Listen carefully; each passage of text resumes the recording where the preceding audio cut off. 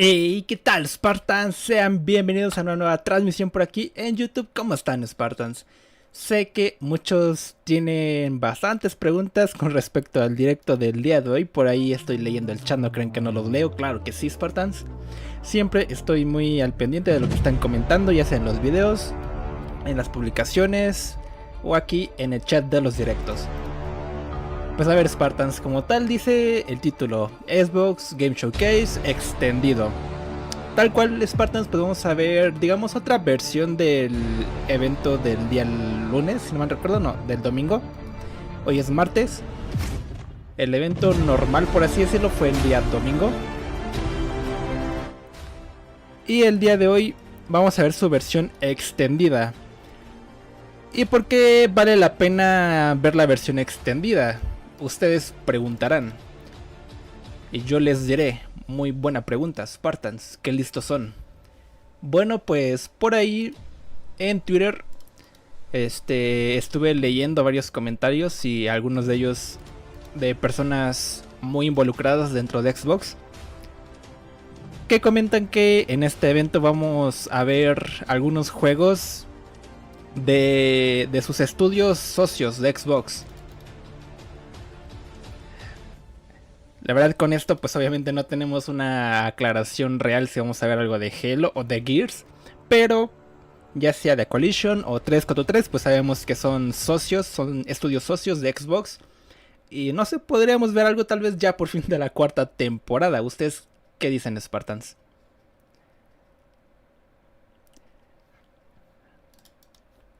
¿Ustedes qué dicen? Vuelvo a comentarlos para los que van llegando. Vamos a ver el día de hoy el evento de Xbox Game Showcase extendido. Por ahí varias fuentes muy confiables están comentando que el día de hoy vamos a ver juegos de estudios socios de Xbox.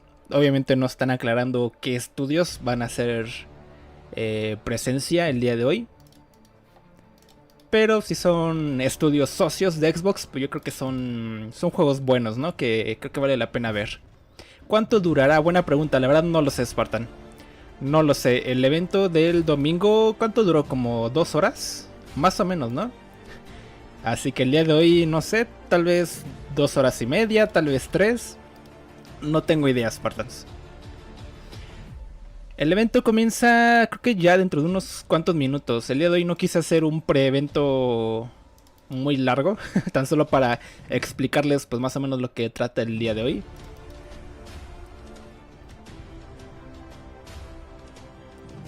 A ver, déjenme ver más o menos a qué horas comienza el evento. Que según yo ya estamos a muy poquito. ¿Ustedes cómo están, Spartan? Gracias por estar el día de aquí, temprano, día martes. Yo sé que tal vez algunos tengan escuela más tarde. O tal vez algunos estén viendo esto en la escuela, no lo sé. ¿Ustedes cuál es su caso? ¿Van a ir a la escuela hoy? ¿No fueron a la escuela? ¿Flojotes? Cuéntenme.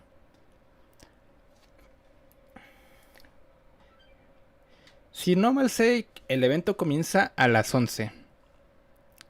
Pero ya saben, Spartans, que voy a estar acá viendo pues las fuentes oficiales. Y en cuanto comience el evento, pues ya lo pongo en pantalla, ¿vale? Así que ustedes tranquilos.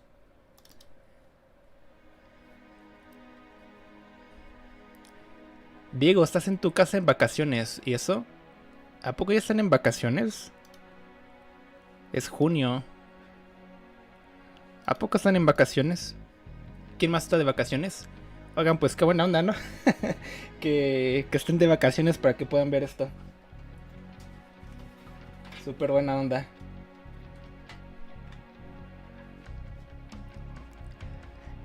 Esta vez va a haber algo de Halo Infinite. Les vuelvo a repetir, Spartans, para los que van llegando.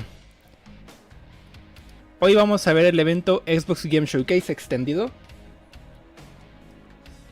Y por ahí varias fuentes oficiales comentan que el día de hoy vamos a ver juegos de estudios socios de Xbox.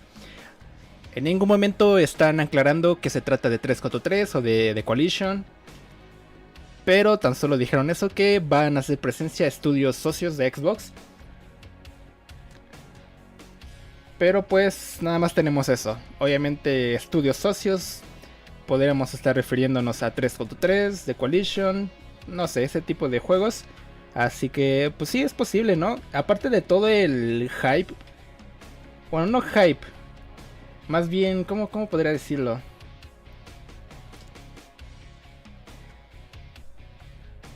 ¿Cuál es la palabra que estoy buscando? ¿Cuál es la palabra que es lo contrario a hype?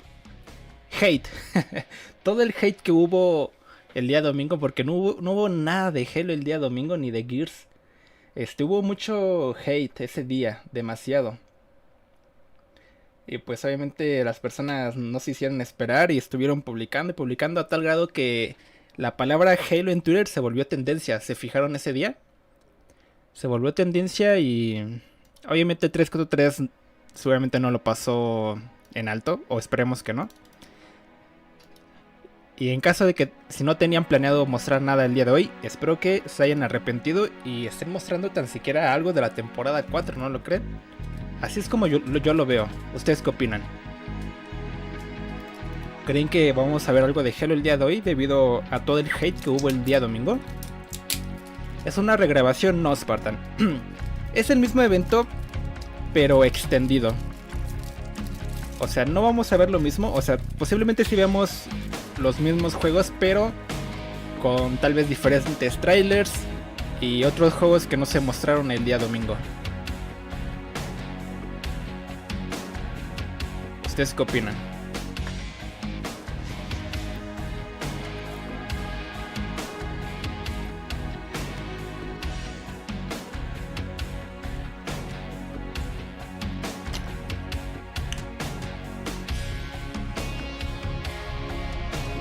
Espero ver un nuevo Halo sobre la temporada 4, Alfonso. Halo 3 remasterizado, comentan por ahí. De hecho, vamos a mandar una ronda de saludos antes de que comience el evento. Comenten ahí en el chat quién quiere un saludito.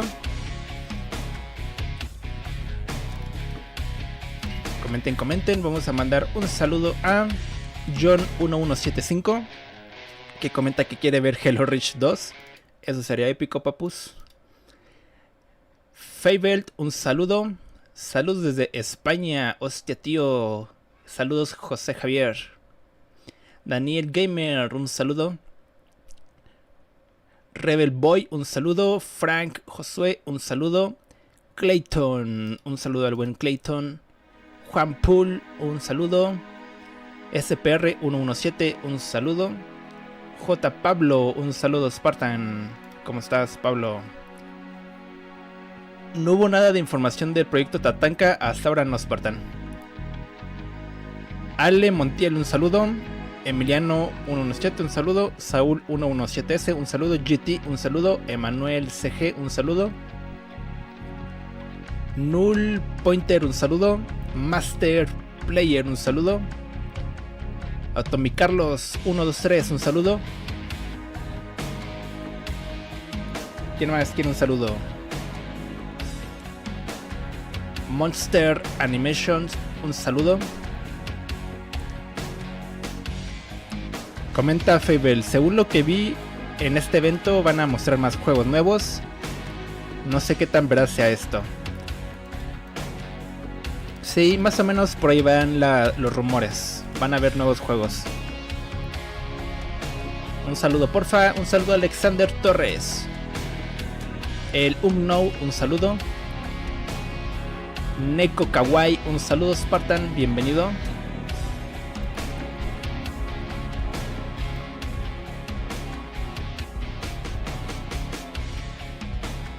Vale, de hecho, ya tenemos por acá un poco de video del evento. Faltan exactamente 30 minutos, Spartans. 30 minutos.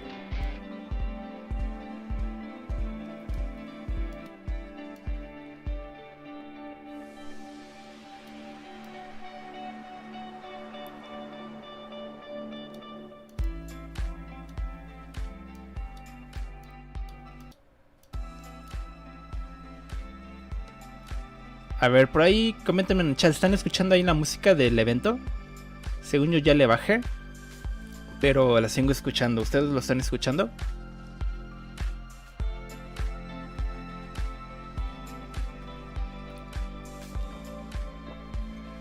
¿Sí están escuchando la música?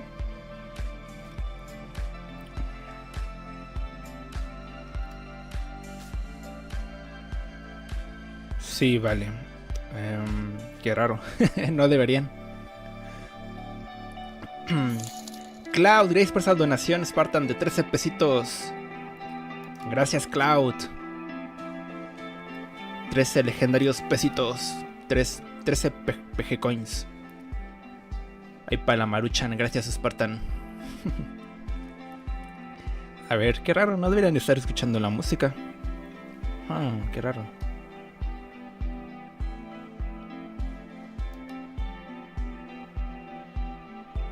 Yo también la estoy escuchando. Master Chief, ¿es nuevo o repetido?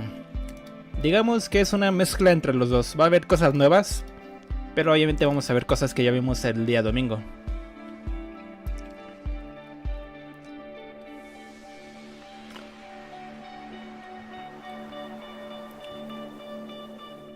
¿Quién sigue al youtuber Tommy Jorge? El Spartan que se recupera poco a poco. Yo lo sigo. A Tommy Jorge siempre ha sido amigo mío.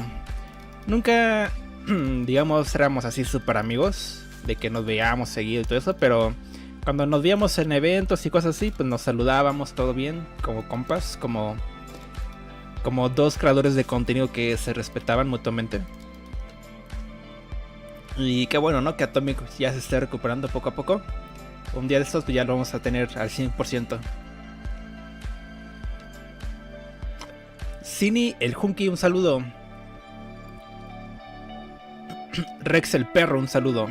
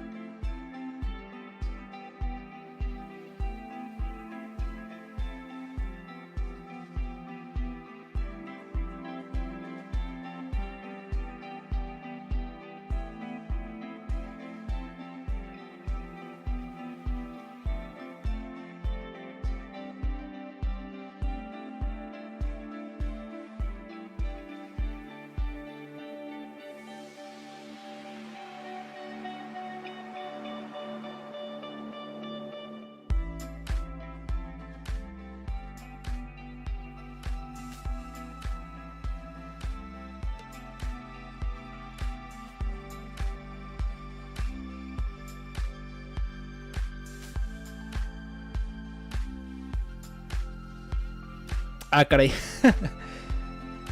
Según yo estaba hablando y tenía mi micrófono apagado. Qué tonto. Desde aquí horas que no me escuchan. Carlos, gracias por esa épica donación. Hola, ¿qué hay de nuevo? Gracias, Carlos, por esos 49 PG Coins. Pues hoy vamos a ver seguramente cosas nuevas, Spartan. Vamos a ver algo de Halo. La verdad no lo sé, nadie está seguro de eso. Espero que sí. Tenía el micrófono apagado, qué tonto. Y ni me acuerdo desde dónde lo apagué.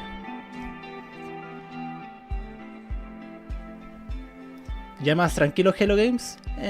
Sí, ¿por qué no? Ah, acerca de Noble 6. Estaba diciendo acerca de Noble 6 que me gusta mucho Noble 6. He hecho por ahí un par de videos hablando de su historia. Y vaya locura, lo que es Noble 6 y todo lo que hizo. Ojalá y algún día tengamos un Spartan de ese calibre. Dragón, un saludo Spartan, ¿cómo andamos? Hello Games, te propongo un reto. Alexander, adelante. ¿Cuál reto, Spartan?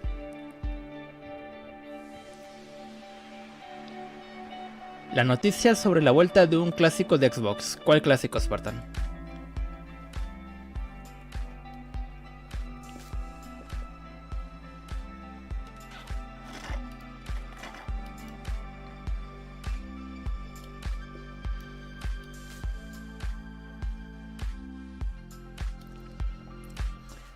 ¿Será que anunciarán el esperadísimo Excel 2077?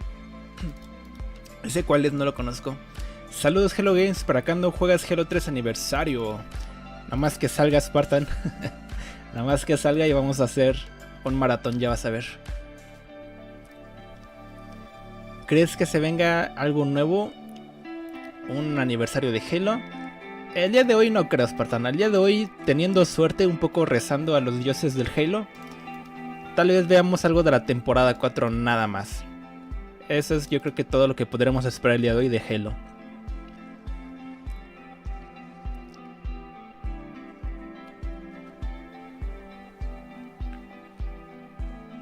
¿Cuál es el mejor Halo en cuestión de multiplayer?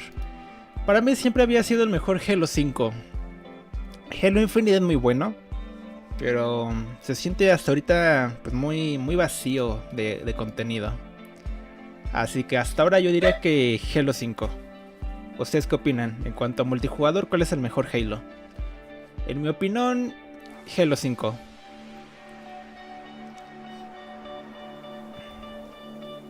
Halo 5 tiene los mejores gráficos de la saga. Comentan por ahí. Pues no sé.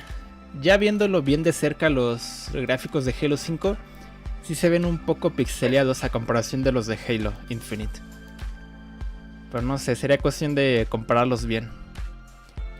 ¿Qué onda, Juan José? ¿Cómo andamos?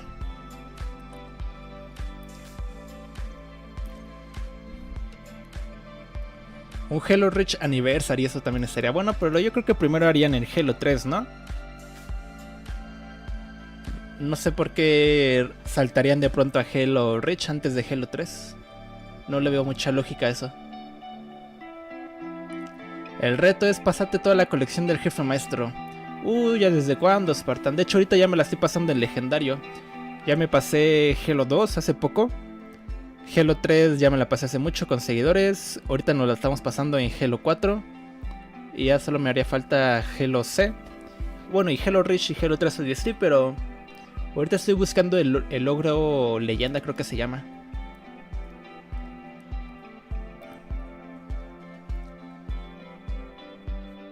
Síganme en YouTube Morado Spartans, por ahí invito a seguidores a jugar conmigo seguido.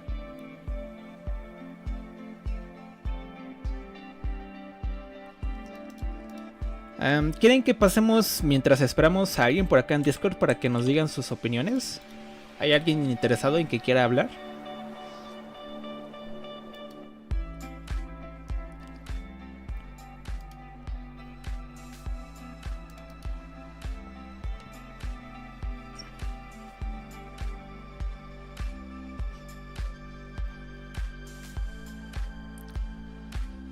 Saludos cordiales desde Colombia. Saludos, Jorge. Halo 5 aniversario.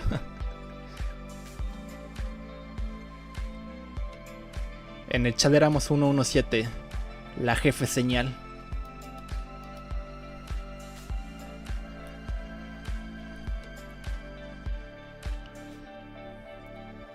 $19 minutos, Spartans. 19 minutos.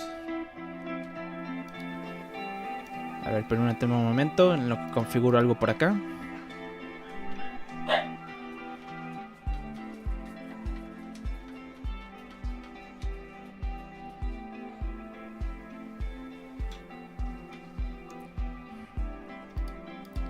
Vale. Halo 7. Ya saben que el día domingo tuvimos esta super mega filtración épica del Halo 7 para la Xbox 720. Super épica la filtración que tuvimos ese día. Tal vez hoy veamos un gameplay, no lo sé. Un gameplay de Halo 7 tal vez, estaría bueno. Ya para matar de plano a Play.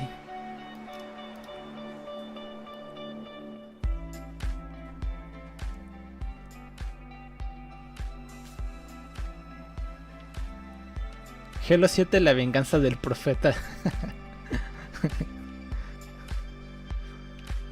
¿Ustedes creen que los profetas, o al menos como tal la raza de los profetas, regresen algún día? Yo creo que voy a hacer un video hablando de la raza de los profetas. Hablando acerca de qué pasó con ellos. Sería buen video, ¿no?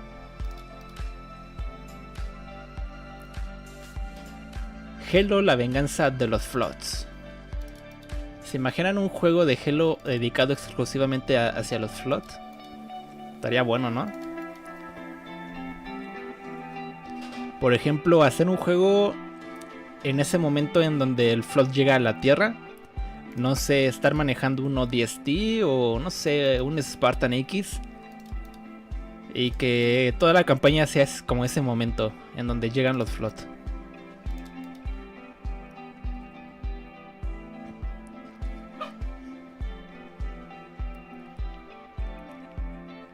Sí, en teoría Halo 6 es Halo Infinite.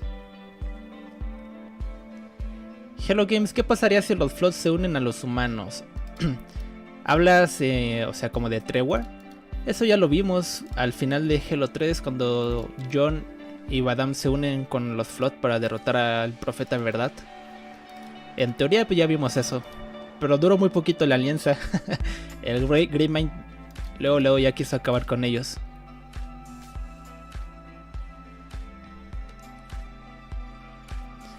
Molaría más un Halo Flood en la época de Forerunner Flood. También estaría bueno de ver, pero entonces manejaríamos a un Forerunner, ¿no? En vez de un Spartan. Eso estaría un poco raro, pero muy bueno.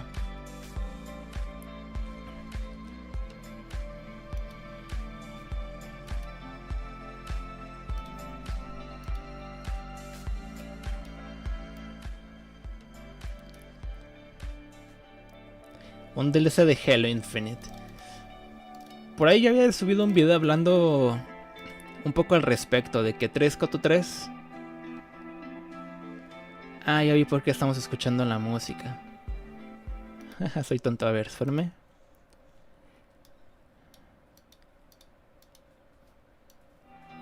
Ahí está. Vale. Les comentaba, ya hice un video hablando acerca de los posibles DLC o futuras campañas y hasta donde sabemos 343 habló un poco al respecto y comentan que ahorita no están trabajando en absolutamente nada. Un poco decepcionante. ¿Cuál es tu modo de infección favorito? Modo de infección favorito. O sea, ¿en qué juego me gusta más el modo de infección? ¿A eso te refieres? Yo diría que en su tiempo lo disfruté mucho con Halo C en PC. Y en Halo 5 también era muy bueno.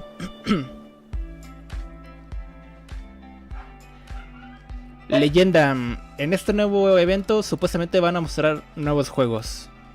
No sé cuántos, pero supuestamente vamos a ver nuevos. La venganza de Noble 6 a 343. Infección en Halo C, sí. O sea, no se llamaba como tal infección. No me acuerdo qué nombre le ponían, pero era la misma temática. Te mataban y pasabas a ser del lado de los infectados. No sé si se llamaban zombies ese modo de juego, no recuerdo bien. Ya tiene años que lo jugaba. ¿Nadie de aquí jugó infección en Halo C? ¿Fue el único? No, seguramente no. De hecho deberíamos hacer algún día un video o un directo jugando Halo C en PC, ¿no? Pero el juego normal, no dentro de la colección, el juego normal para PC. A ver qué tal en 2023, si todavía está vivo o no. Era modo zombie, sí, creo que era modo zombie, así se llamaba. Y sí, recuerdo que era muy bueno, era muy divertido.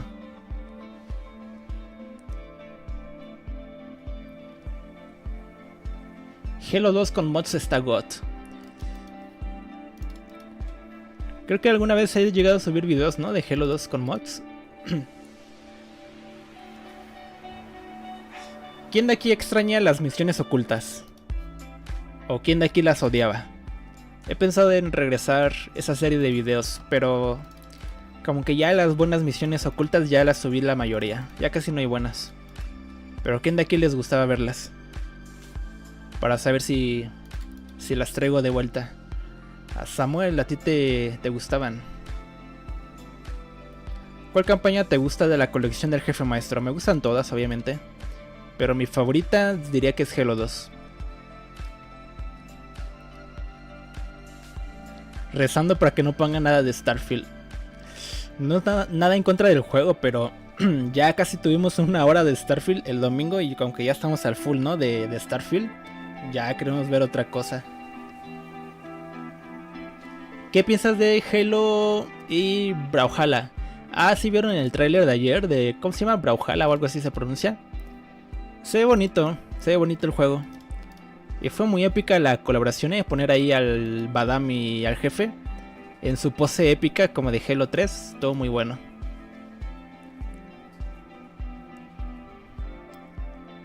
Las misiones ocultas estaban buenas, vale, qué bueno que les gustaban. Voy a buscar nuevas misiones, a ver si encuentro buenas.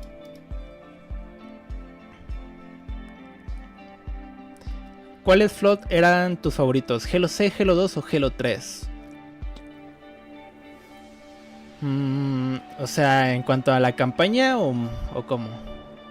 De campaña, pues diría que en Halo 2 creo que disfrutaba más combatir con ellos.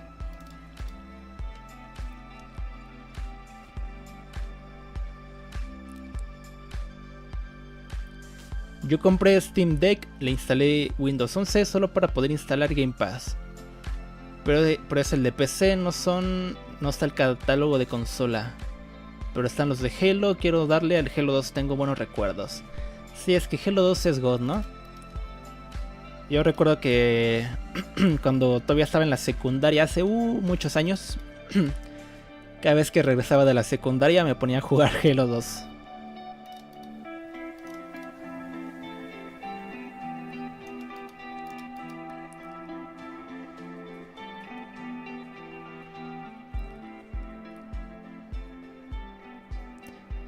Yo también quería jugar Halo 5, pero tengo los requisitos mínimos en cuestión de RAM.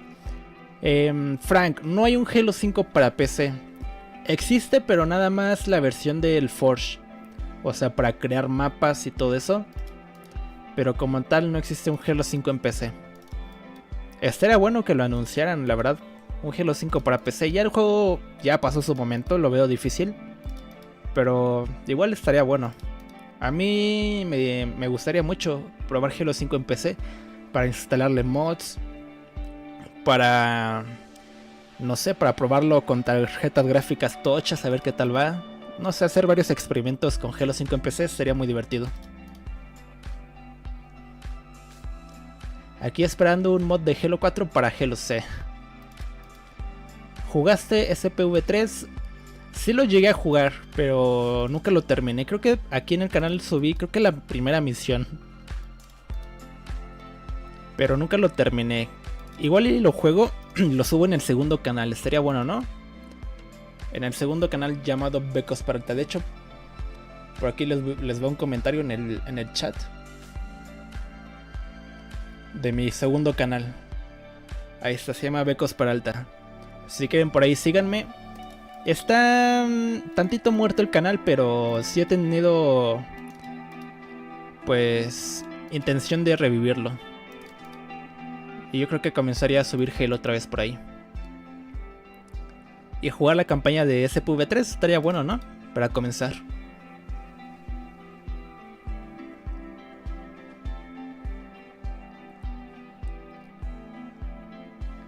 ¿Qué días juegas Halo Infinite multijugador?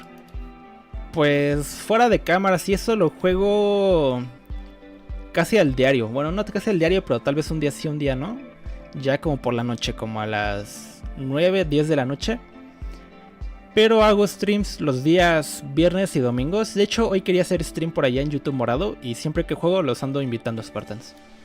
Así que sería cuestión que me sigan por allá en YouTube Morado. Activen las notificaciones para que sepan cuando estemos en directo y los invite a jugar.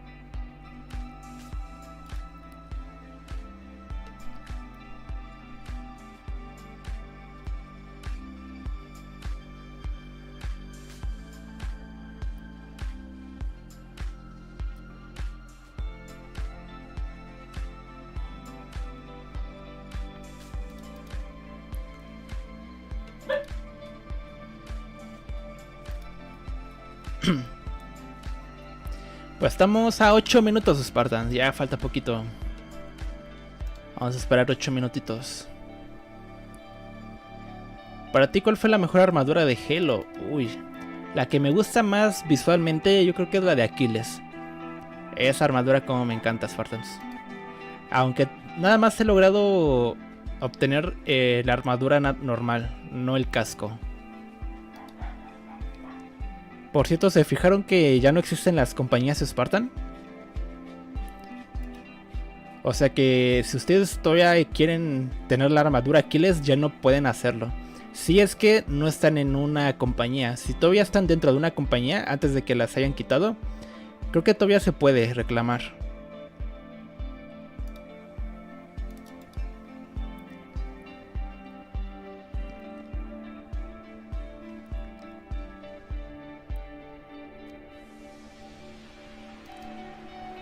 Sí, creo que todavía se puede reclamar la armadura Aquiles, pero si es que estás en una compañía Spartan. Pero actualmente ya no te puedes unir a una. Lo malo es que ya no podemos ver cuánto nos falta de progreso de los desafíos para ganarla, ya que al menos en la página de Halo Waypoint ya quitaron todo eso, ya no se puede ver. Una pena, la verdad, porque eso de las compañías Spartan y las recompensas era muy buena idea, ¿eh? Algo así me gustaría ver en Halo Infinite. En Xbox Series S negra ya está apartada, ahora solo toca esperar. ¿A poco, Fable, ya la compraste? ¿Por dónde la compraste? Yo la busqué en Amazon y no la encontré. Obviamente no la iba a comprar porque ya tengo la Series X, pero nada más quería ver de curioso en cómo estaba acá en México. Pero no la encontré. ¿Por dónde la compraste tú? Saludos desde Venezuela. ¿Cómo estás, Juan José? Saludos, Spartan. Alexander, tú tienes la blanca. Tan hermosas consolas.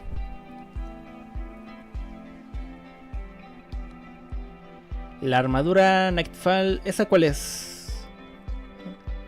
Armadura Nightfall. A ver, déjame la googleo. ¿Es de Halo 5?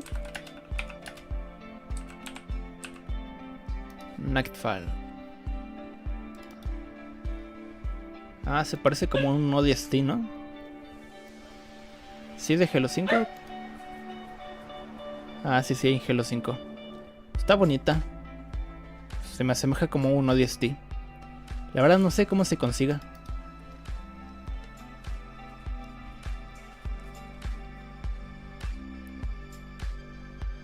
Vivo en USA, hay una tienda aquí en Concord donde puedes apartar juegos y consolas. Ah, ya vives en Gringolandia. Con razón, Spartan. Allá en Gringolandia. Ah, qué buena onda, Spartan. Envíanos unos dolarucos. A nosotros los pobres de la TAM. ¿Hay misiones ocultas en Halo 4? No sé. La verdad no lo sé. Respondiendo a mi pregunta, me iría mejor. Frank, ¿cuál era tu pregunta? Una Series S cuesta entre 300 pavos. Ah, no, pesos argentinos. 300,000 pesos argentinos, ¿eso cuánto es? En dólares, ¿cuánto es, Spartan?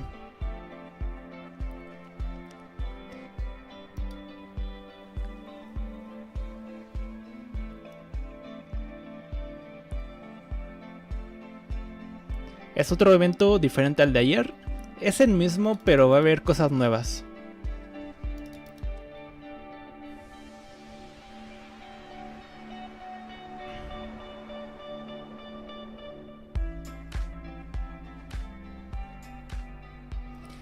Tengo los requisitos mínimos de Halo 5 Force. Si me compro más RAM, tengo 8.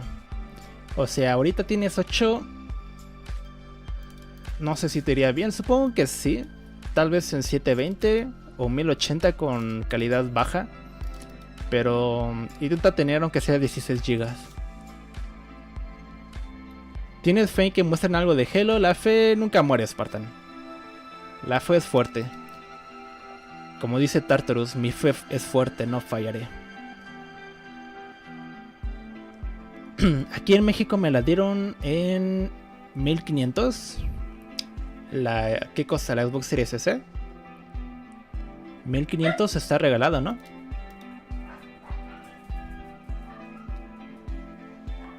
Sí, aquí en México la Series S está entre 5 o 6000 nueva. Ya usada la podrías encontrar desde, no sé, 3500, algo así, ¿no? 99% fe, 1% probabilidad, así es.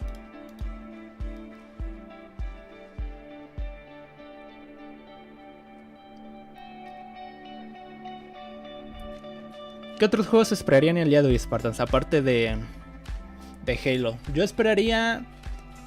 Obviamente no creo ver, pero yo esperaría ver tal vez el GTA 6 o el Ark 2.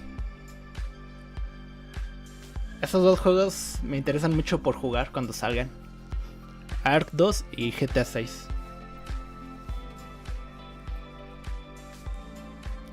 Dos minutos, Spartan, 2 minutos.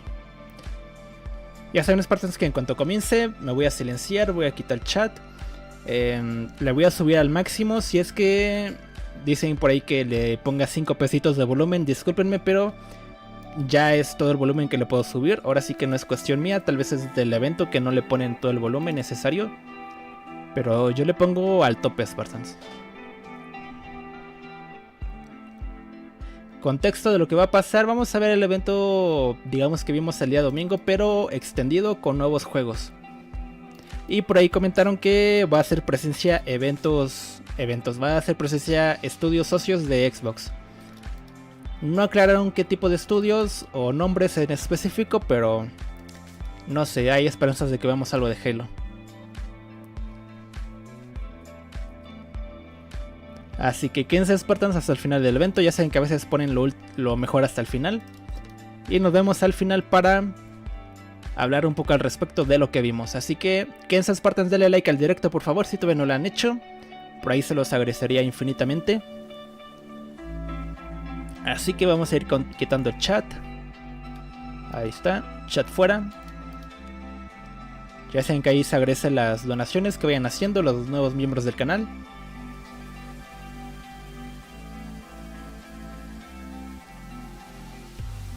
Ahí tengan presentes sus papitas, o si es muy temprano, pues un cafecito, un juguito, para hacer ameno. Ya saben que cualquier fallo me lo hacen saber en el chat. Sin más, nos vemos al final del evento. A disfrutar, Spartans.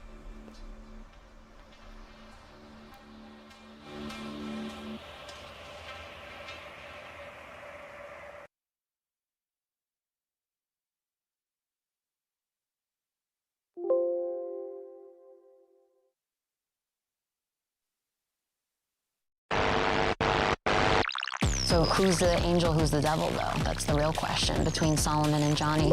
I'd like to think I'm always an angel.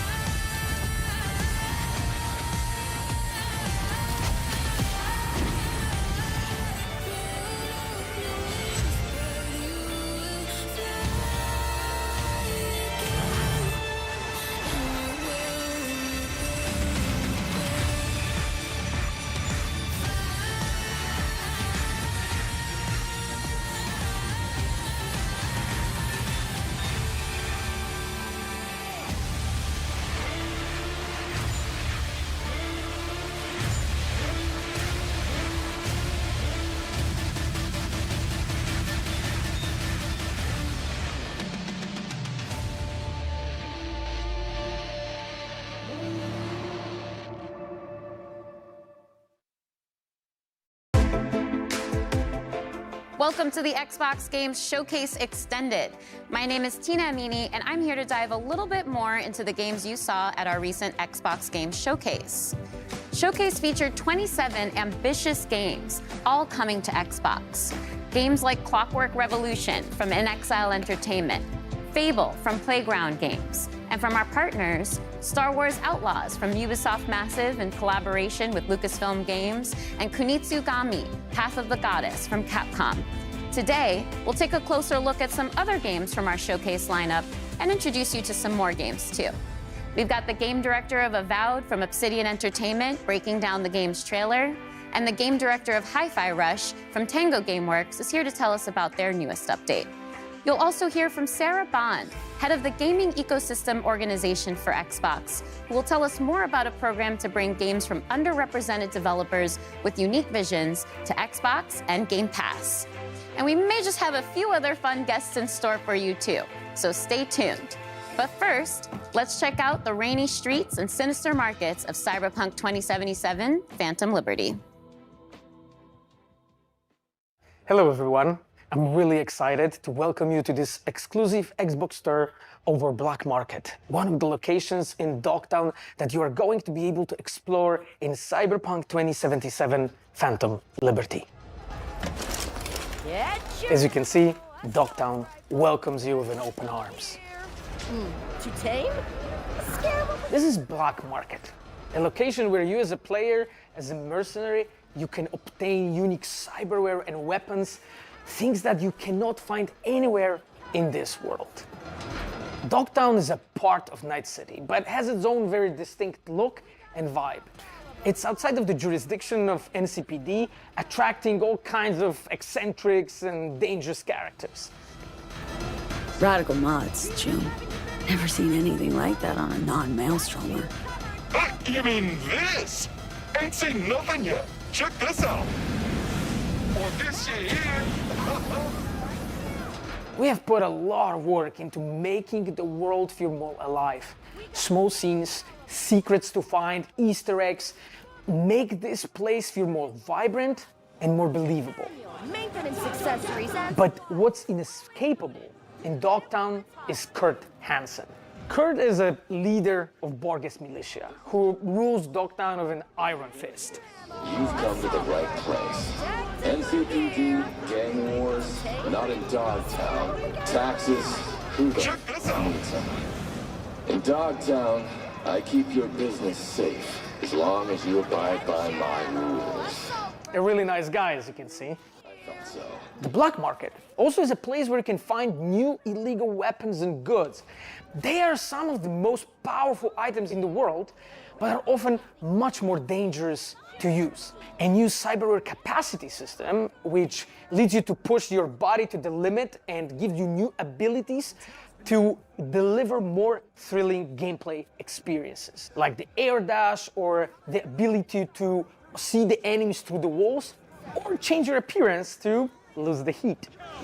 The Borges is the authorities of Dogtown, and they are more dangerous than NCPD. When you as a player commit crimes in Dogtown, they are the guys who are going to chase you.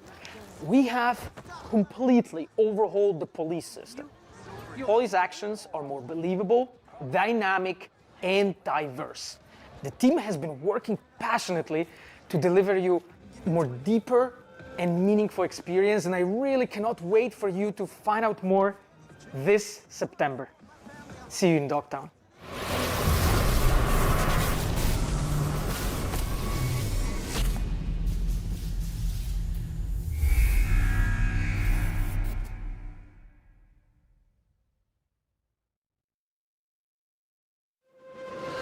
We're not done talking about CD Projekt Red's next dive into the story between V and Johnny just yet. In fact, we're here with the voice and stylings of Johnny Silverhand, Keanu Reeves himself. Welcome. Thank you. It's a pleasure to be here. Likewise. Well, Phantom Liberty introduces us to an entirely new location in Night City. It's called Dogtown. It's this devastated place. It's controlled by a militia. But I think you know more about it than I do, so how would you describe it to players? Night City has its own kind of levels to it, and I think Dogtown is kind of going down to a darker place. It's dystopian. It has a tension to it and this undercurrent of kind of violence, you know, like, and struggle.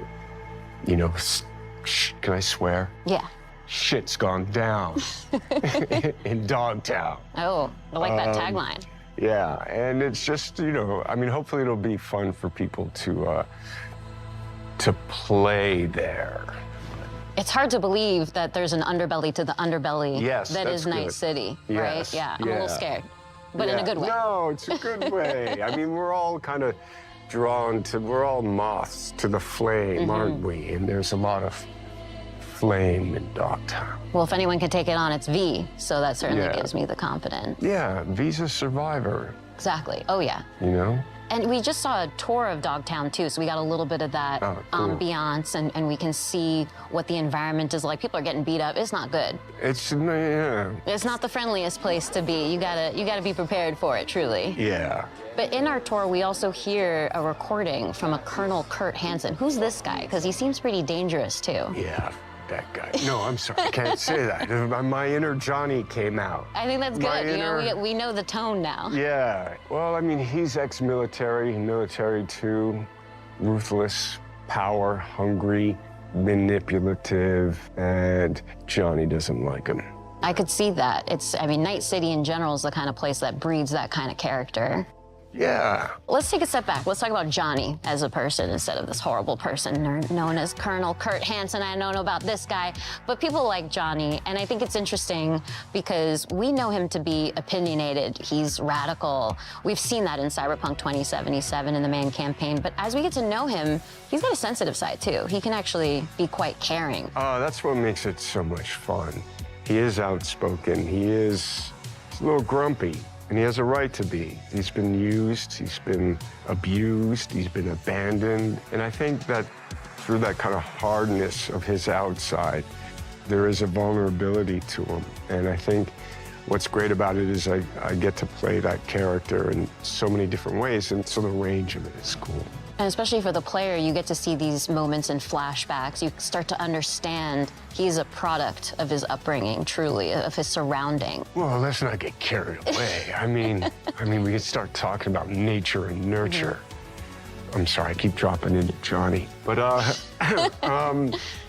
yeah, I like his anger. I like his passion. I like what he stands for. He's really just looking for a fair shot.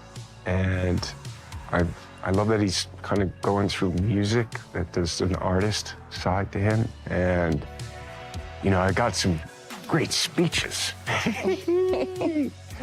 There's all these moments with Johnny where a tiny little thing, you know, elicits this really fun response. You can flip him off and he double birds you back. Like, I love those kind of moments. Or rock. I think another interesting lens of looking at him as we get into Phantom Liberty is his dynamic with Solomon Reed. So what can you tell me about Johnny's relationship with Idris Elba's character?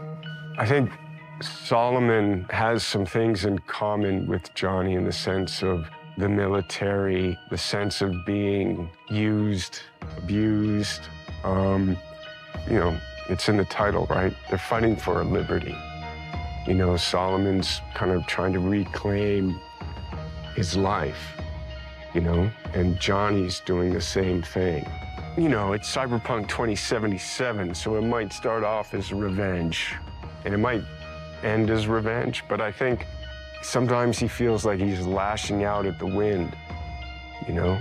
And I think Solomon has been living out in the kind of the desert of his life, right? Kind of hiding and harboring. Yeah. But I think he also has that kind of soft and hard side to him as well. So as somebody who's very familiar with thrillers, because you've starred in a few, what do you think about Phantom Liberty makes for a good spy thriller in particular?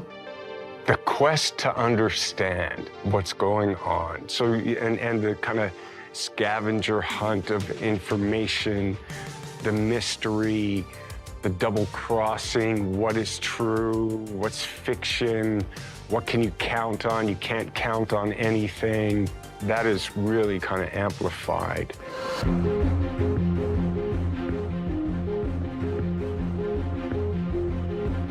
Well, thank you so much for coming out to another Xbox presentation. You've got a lot of fans out there in the Xbox community, so I think I can speak for all of us in saying we really appreciate you showing up here today. Oh, well, thank you. But before I close things out, Yeah.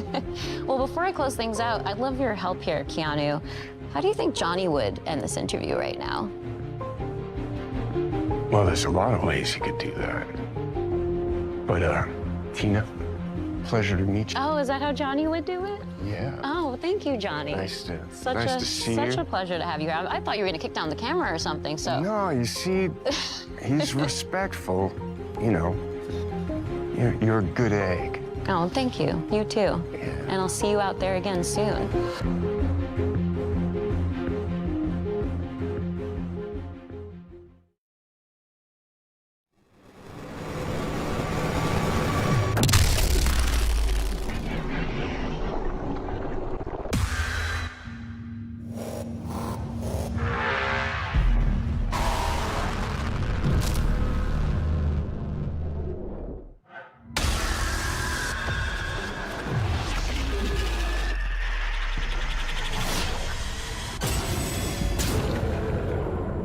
I'm so sorry for dragging you all into this.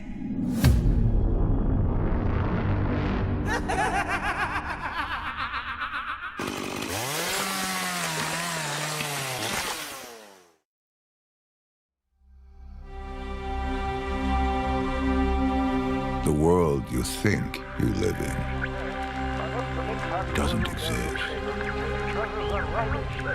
It's a pantomime. Theater. And if you get a glimpse behind the scenery, the stagecraft, you'll discover nothing but darkness. And once perceived, it will swallow you whole.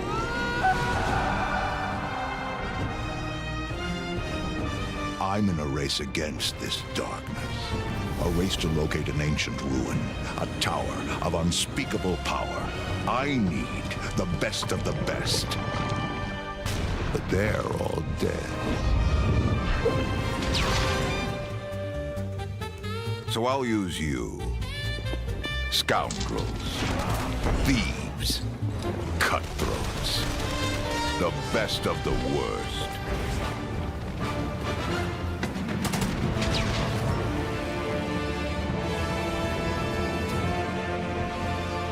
Oh, come now. Try not to look so glum.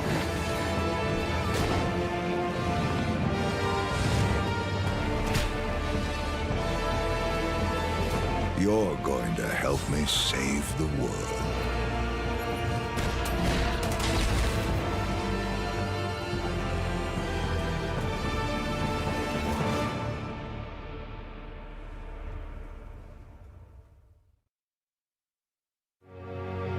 When it comes to RPG studios, Obsidian Entertainment is among the very best. From Fallout New Vegas and The Outer Worlds to Star Wars Knights of the Old Republic 2 and Pentiment, Obsidian Games have placed their stamp on the genre. Joining us today for a closer look at Avowed is game director Carrie Patel. Carrie, I'm so excited to have you here. We just saw this big reveal of Avowed, and there's so many little bits of information in there that I want to dig out and pick your brain around.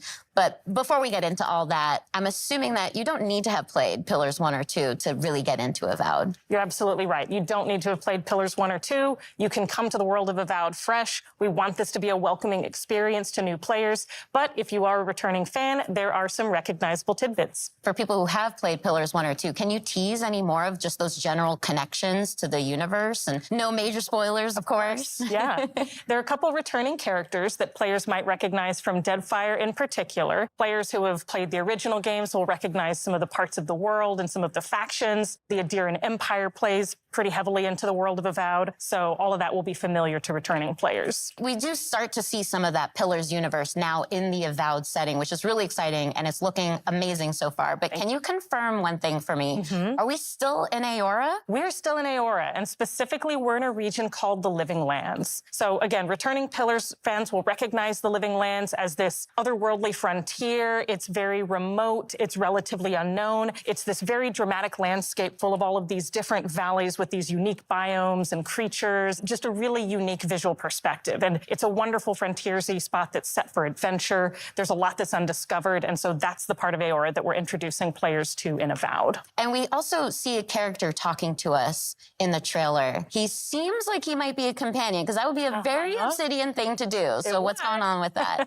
Yes, this is Kai, and he is one of the first companions you meet in the game. He's an Amawa. That's one of the unique species of the world of Aora. And Kai as a character brings a balance of this really battle-hardened perspective. He's seen a lot. He's served as a soldier and a mercenary, but he also has a really unique sense of humor. So he brings a spirit of levity and camaraderie to the party as well. And as he's talking to us, he's also kind of conveying, well, he's straight up saying that he's afraid of you and your abilities. But it's not like the heroes are the only powerful beings in this universe. So I'm curious what that means for who we are as the player character. Are we a watcher again, like in Pillars 1 and 2? Or maybe we have some connections to the spirit realm and beyond that gives us these terrifying abilities? So you're not a watcher this time, but you do have a unique soul connection to the world that gives you a connection to the Living Lands and to some of the more mysterious forces at work there. The player is also being sent as an envoy of the Adiran Empire, and so they come with both a very mysterious aura, but also a certain sense of political urgency. Kai also mentions a plague. That's another bit of detail that we get within the trailer. We see a very concerning growth on a lot of the creatures in the world. What can you tell us about this plague? I can't say too much just yet, except that it is a unique soul plague that is devouring the Living Lands, and part of the player's mission in being sent here is to investigate and try to stop it. We also saw a lot of combat in the trailer, and we see dual-wielding pistols, we see spells, we see swords, we see just a ton of abilities. A lot that actually is really reminiscent of the Pillars universe, too. But those were isometric, top-down view games, and Avowed is a first-person game. So how did the team approach that same kind of fantasy combat, but in the first person for Avowed? So we wanted to take that same depth and breadth of play styles and combat abilities and player fantasies, where you can play someone who's very magically attuned, more traditional fighter or ranger, and really invest in whatever play style is most appealing to you personally. We wanted to take that depth and breadth and translate it into a first-person experience, where you can feel the visceral nature of the attacks, feel the dynamism and the momentum of those attacks as you're executing them, and that means including a range of options like, as you noted, dual-wielding pistols, which is one of my favorites because you don't see that often in fantasy RPGs, but also traditional sword and board, a whole host of magical abilities, a lot of things that'll be both a little bit familiar but hopefully new to players as well.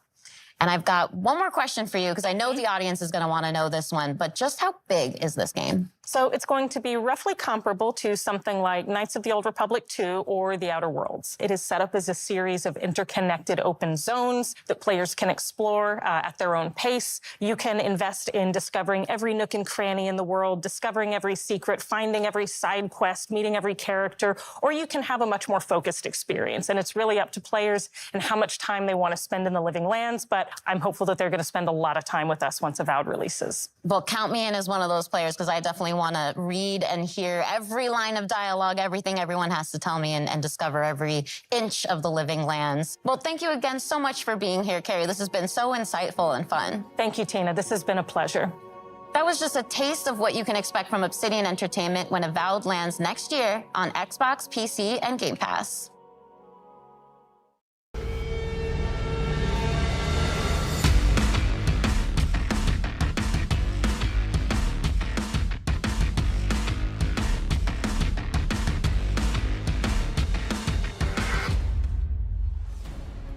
퍼스트 디센던트는 언리얼 엔진 5를 사용한 차세대 3인칭 루트 슈터 게임으로 엑스박스 시리즈 X와 S, 엑스박스 1을 포함해 콘솔과 PC 크로스 플레이가 가능하고 프리투 플레이로 즐기실 수 있도록 개발 중입니다.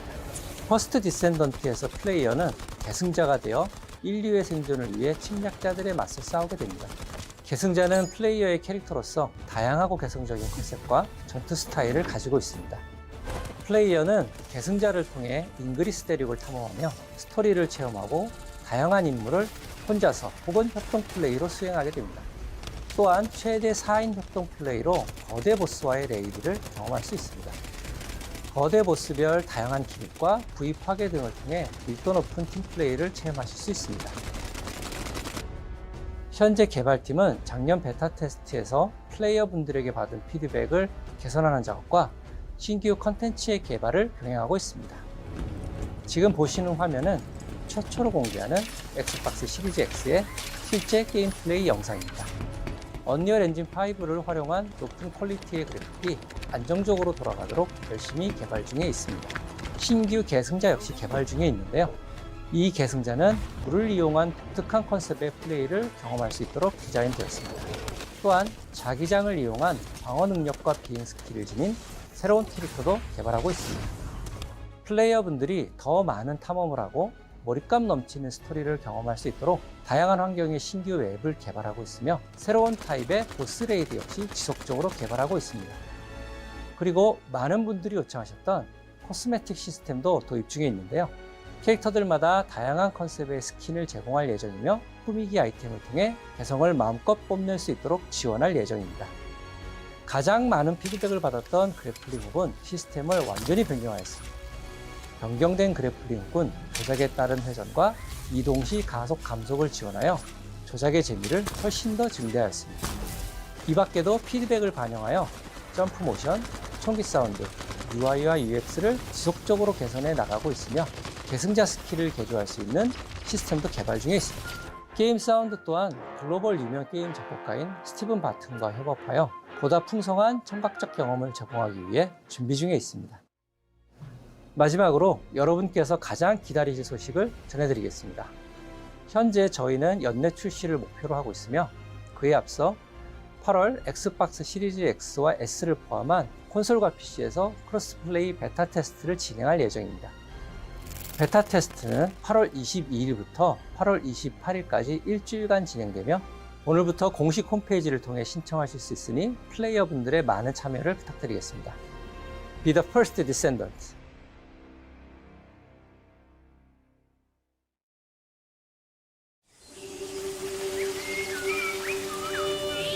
When we were wrapping up Banner Saga, we were really talking about what is it we want to do next. We earnestly started with the idea of making a game that was hopeful, that it was a triumph for the human spirit. Something that had a lot of replay ability, something that you can really explore for a long time. There are different worlds that we want to explore. Towerborn is that game.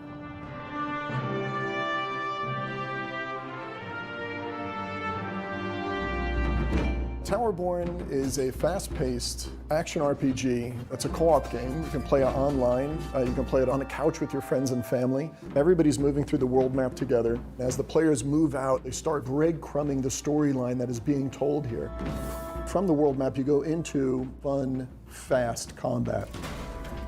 You come out of that with resources and crafting items, and with all their new loot, they can go back to the Belfry.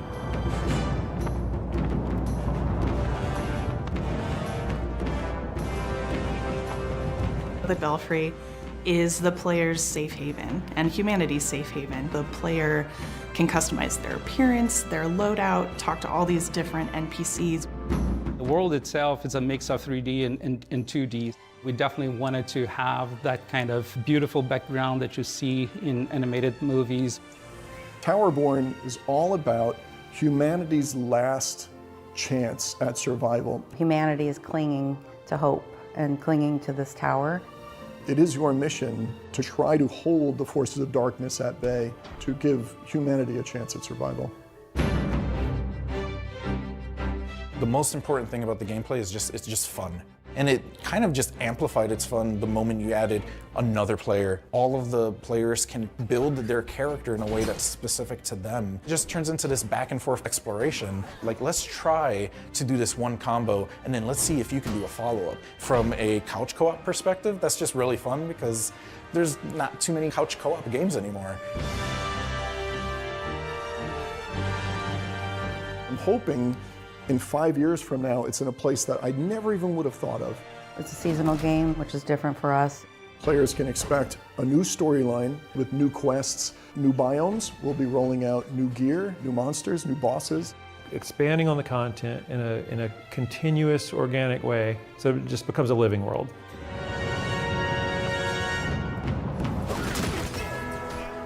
When we started Stoic, we decided, let's just make games that we feel strongly about and we want to play.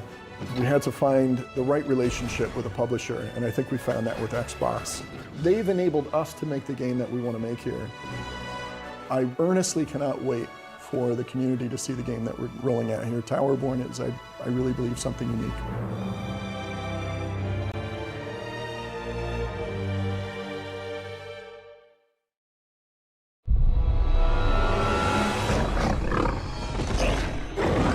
There's that roar again! You gotta protect the pit stop, please! What the hell is that thing?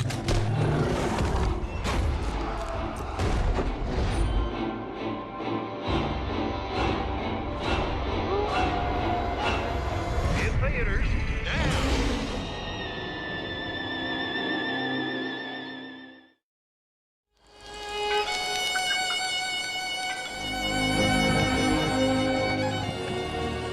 Hello, I'm John Rush, art director for Fallout 76.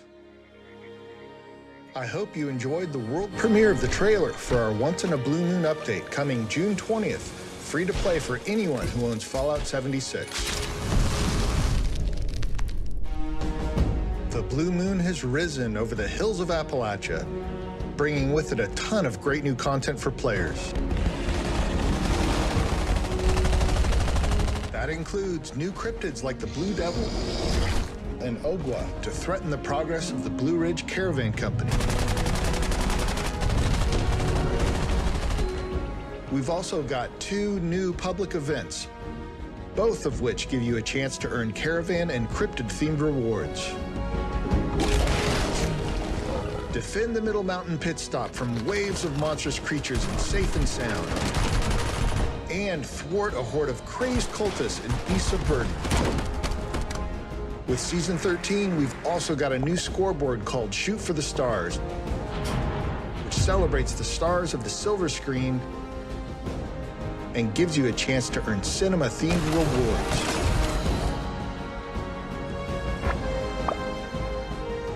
And we're not done yet.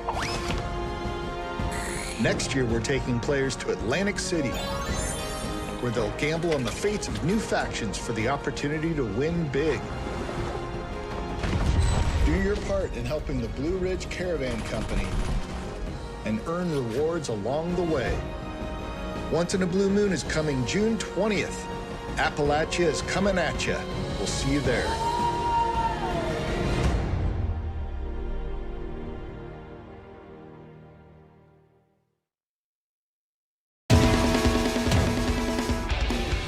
What's this?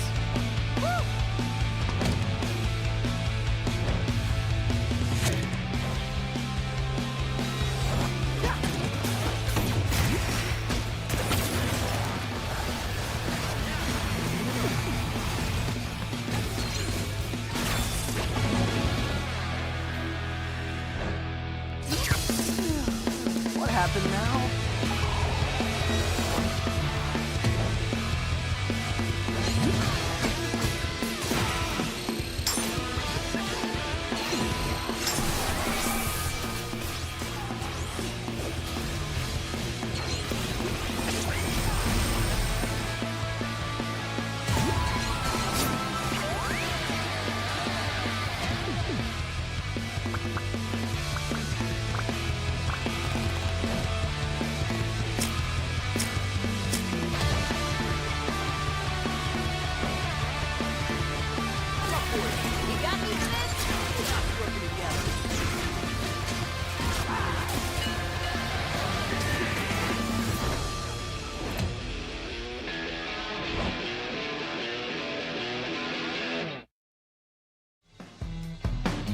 We've just seen a new trailer for updates coming to Hi-Fi Rush called Arcade Challenge Update. No joke, there's literally exclamation points in there. That's not just me. So here to explain that and more about the update is game director John Johannes. Welcome to Showcase Extended, John.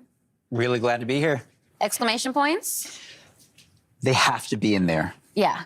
It feels It's style. It's style. Yeah. It's a style thing. Well, Hi-Fi Rush is such a stylish game in general. I think that's one of the things that people really excitedly pointed out when we shadow dropped the game in the Developer Direct earlier this year.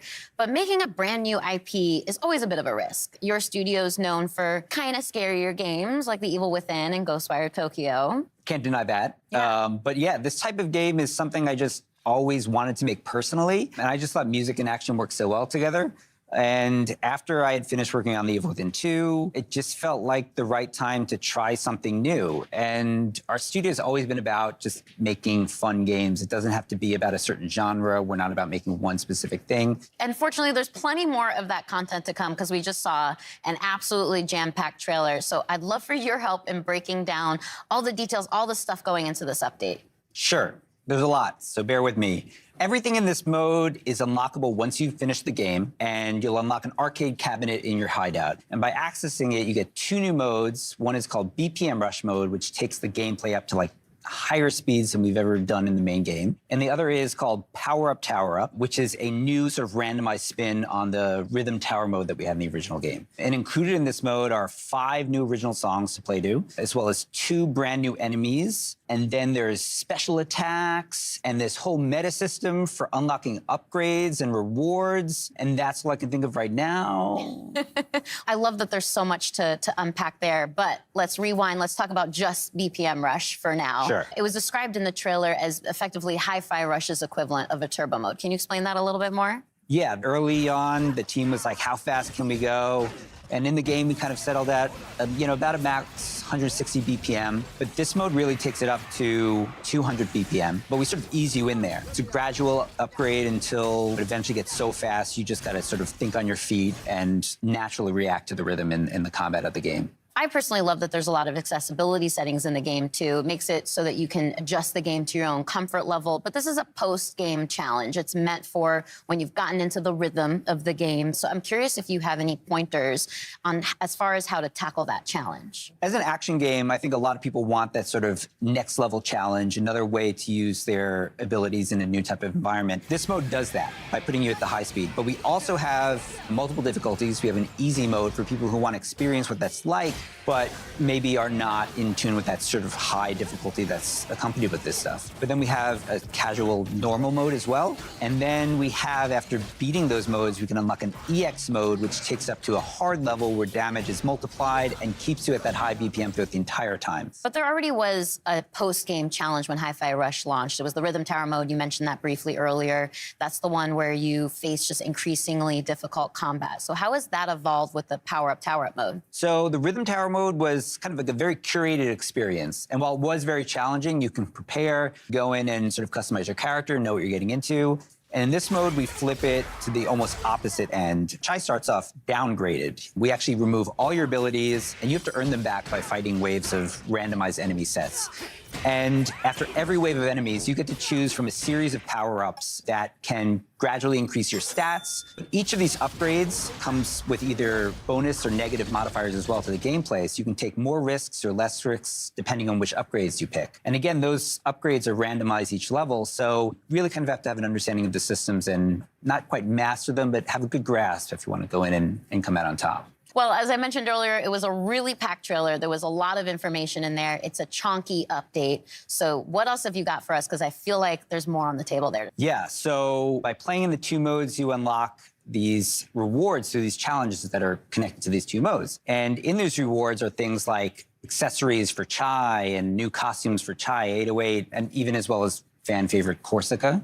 We have new modes for the photo mode as well. Things like new filters. We have new poses for the characters. We have stickers that you can place on the photos now. And then there are some extra hidden secrets that we don't want to give away right now, which, as you know from our game, we like to hide in there and we like people to find, which is always fun. And then in conjunction with this release, we're also releasing a separate costume pack, which is a kind of take on what the characters would look like if maybe this game took place in a different time period. Ooh, a little tease. I like that. And there's some really fun-looking stuff in there, so.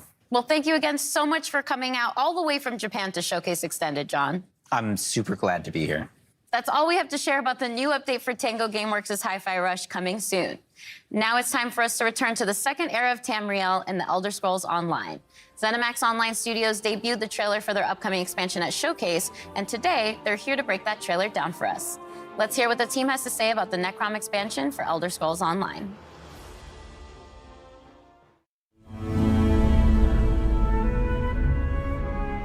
Hey everyone, thank you so much for watching the Xbox Showcase. I'm Rich Lambert, the creative director on Elder Scrolls Online. And I'm CJ Greb, I'm the project art director for Elder Scrolls Online. One of the really interesting things about Elder Scrolls Online is it's different than really any other game out there. It's not your typical level-gated world. Go anywhere, you can explore in any order you want to. You really can hop in at any moment, play with anybody, can play any part of the game. And any story. And of course, I mean, we're on Xbox Game Pass, you know, the biggest open world RPG on Xbox. And if you're at all a fan of Elder Scrolls, you can go places that you maybe have never gone before in an Elder Scrolls game, and do right? things that you've never been able to do. There's so many different activities to participate in. You know, housing. We've got lore hunting and antiquities, right? There's the dungeons and the trials. And you can, of course, always revisit lands that you've been to before. We've got Skyrim, Morrowind. Yeah, and they're different times. You know, we're almost 1,000 years in the past. Come in by yourself, come in with friends, but don't worry that you're ever not going to have something to do, because there are adventures everywhere you go. Everywhere. We had an awesome trailer during the showcase. Necrom, Hermaeus Mora. Yeah. What's it all about, Rich? Hermaeus Mora is this Daedric god of knowledge. He's not good, he's not evil. He is just focused on cataloging the world and collecting everything he possibly can to study. And what you kind of see in the trailer is Mora kind of always on guard, always looking over and watching what's kind of going on. And you get to see some nostalgia in there as well from the Dragonborn DLC in Skyrim with the yellow-green skies. The vast inky sea, the stacks of books. I'll still never forget the first time you showed us the initial concepts for everything made out of books. I remember looking at that going, oh my God, how are we gonna do this? Like, how is this gonna run? We always try to honor the past, right? Because when we go back to areas that people who play Elder Scrolls games have played, they know these lands. We want them to feel like they're coming home, right? But we have the chance to add a little into the mix. The art team was able to really play with kind of cool, unique monsters. Yeah, we were given some great places to go for new monsters in the zone. We were looking at making a creature that would kind of freeze you in terror as soon as you saw it, and a creature that has a deeper connection to the overall story of the zone. We've also got the Tavani Peninsula, kind of the Morrowind vibe. It's always fun to go back to this part of Tamriel because it's one of the most imaginative and sort of like visually expressive things that has ever been created for an Elder Scrolls world. And then, of course, Necrom City itself. This ancient city that, you know, is rumored to have been built, you know, even before the Tribunal was even established. Right. Being able to play with that and look at that architecture and this ancient city of the dead. And you guys gave us a new class to do. The Arcanist draws their powers from Hermaeus Mora. We really challenged ourselves and the team to make something that didn't feel like anything else that we have built. Everything we've been talking about sounds amazing, but when do we actually get to play it? Necrom launches on Xbox June 20th, and we can't wait for everybody to get in there and see this amazing content that we've created. Thanks, everyone, for watching us during the showcase and watching us today. Lots of exciting stuff coming for ESO in the future. We'll see you in Tamriel.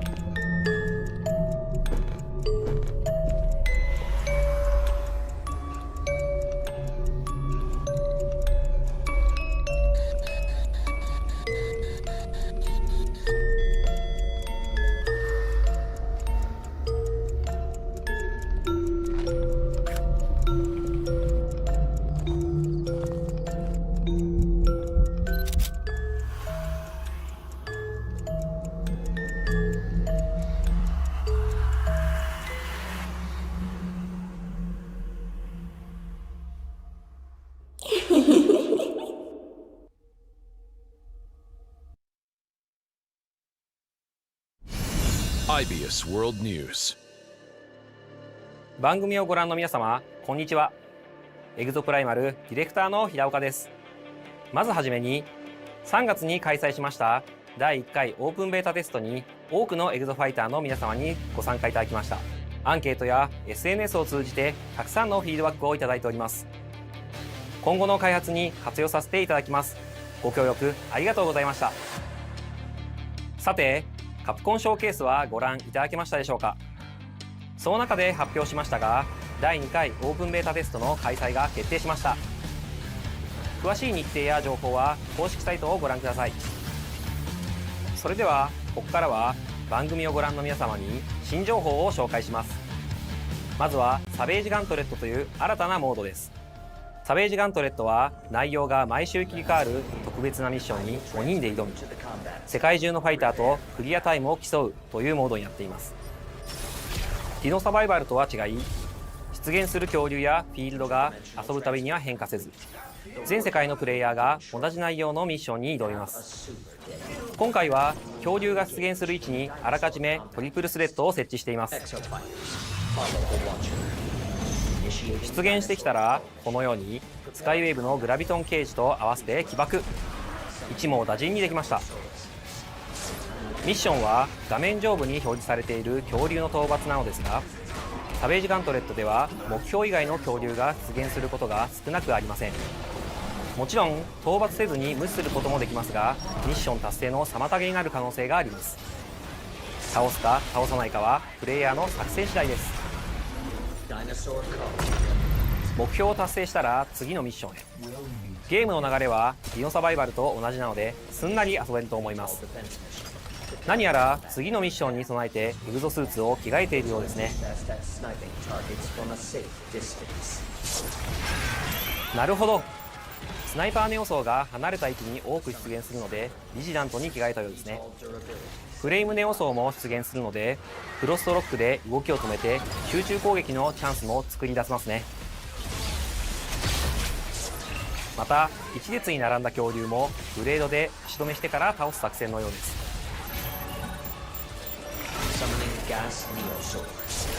道中では大型恐竜が複数体出現することも。サベージガントレットはエンドコンテンツに相当するモードなので、基本的にはミッションの難易度は高く設定されています。モジュールの強化、組み合わせはもちろん、チームメンバーのスーツ構成などよーく考えて挑んでみてください。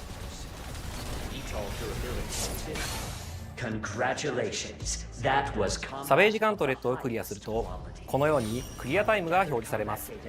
その後自分のクリアタイムがどの程度だったかランクによる評価がされます。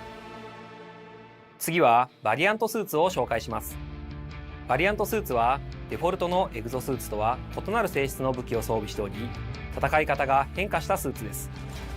デフォルトのデッドアイはアサルトライフルを装備していますが、デッドアイアルファバーストファイヤーはショットガンとバースト射撃を切り替えられるバトルライフルを装備しています。敵との距離に応じて射撃を切り替えながら戦います。他のバリアントスーツも特別にちょっとだけお見せしますね。ゼファーアルファ、エナジーチャクラン、バラージュアルファ、ロケットホップ、ビジラントアルファ、マークスマン、ロードブロックアルファ、フォートレスシールド、村雨アルファ、フロストブレイブ、クリーガーアルファ、チャージショットガン、リッチドクターアルファ、デュアリティビーム、スカイウェーブアルファ、サンダークラップ、ニンバスアルファ、ダブルバレル。バリアントスーツは発売後のタイトルアップデートで遊べるようになります。エグゾプライマルは発売後も定期的にアップデートを行っていきます。シーズンごとに新たなゲームコンテンツを追加していきますのでご期待ください。本日はありがとうございました。それではウォーゲームでお会いしましょう。レッツマッシブ。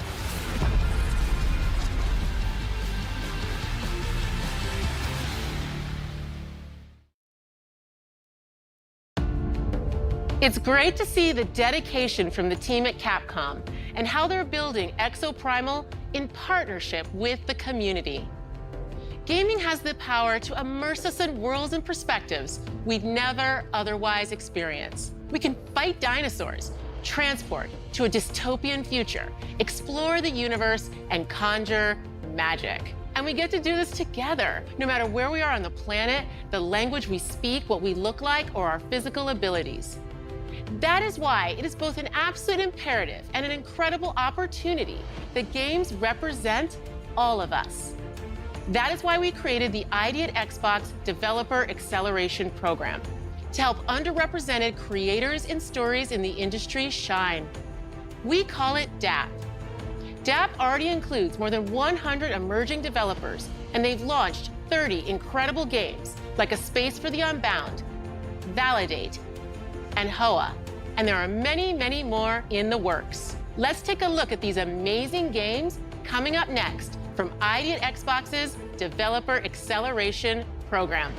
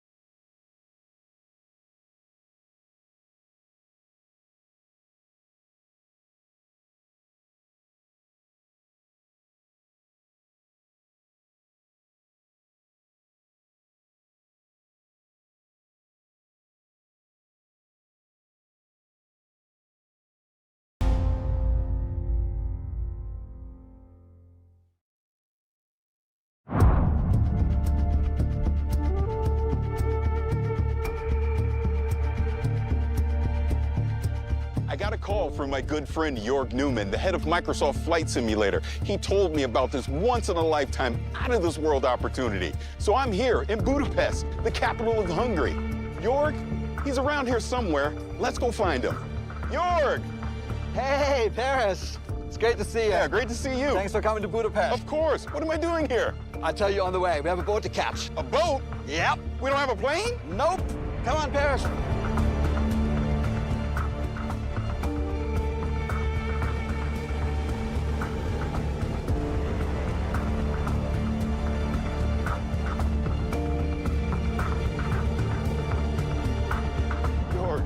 This place? What kind of aircraft are you storing in here? Ha, dude, it's much cooler than that. All right, Paris, are you ready for this? You know I'm ready for this. All right, let's go.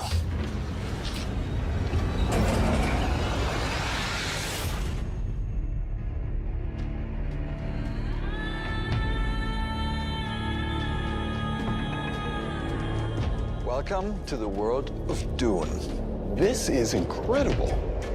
Come on, I want you to meet someone. Hey, how's it going? How are you, man? It's good to see you. Good to see you. Paris, I would like to introduce Patrice Vermette, Academy Award-winning production designer of Dune. It is very nice to meet you. I'm a huge fan of Dune. Now, Patrice, can you tell me, what is this place? Well, this is the warehouse where we actually keep most of the props and the set deck elements that we used on Dune Part 1 and Part 2. Now, Jörg, how did all this get started? So it goes back to November 2021. Dune had just hit the movie theaters worldwide, and we got a call from Legendary, and they had the idea that we bring an ornithopter into Microsoft Flight Simulator. And me being a lifelong science fiction reader and fan, a big, huge fan of the Frank Herbert books, how could I say no?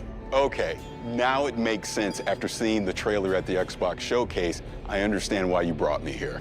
You guys want to take a look? Because we actually do have a couple of ornithopters here if you want to see. You want to take a look? That would be awesome. Yeah, let's do it. All right, let's do it. All right.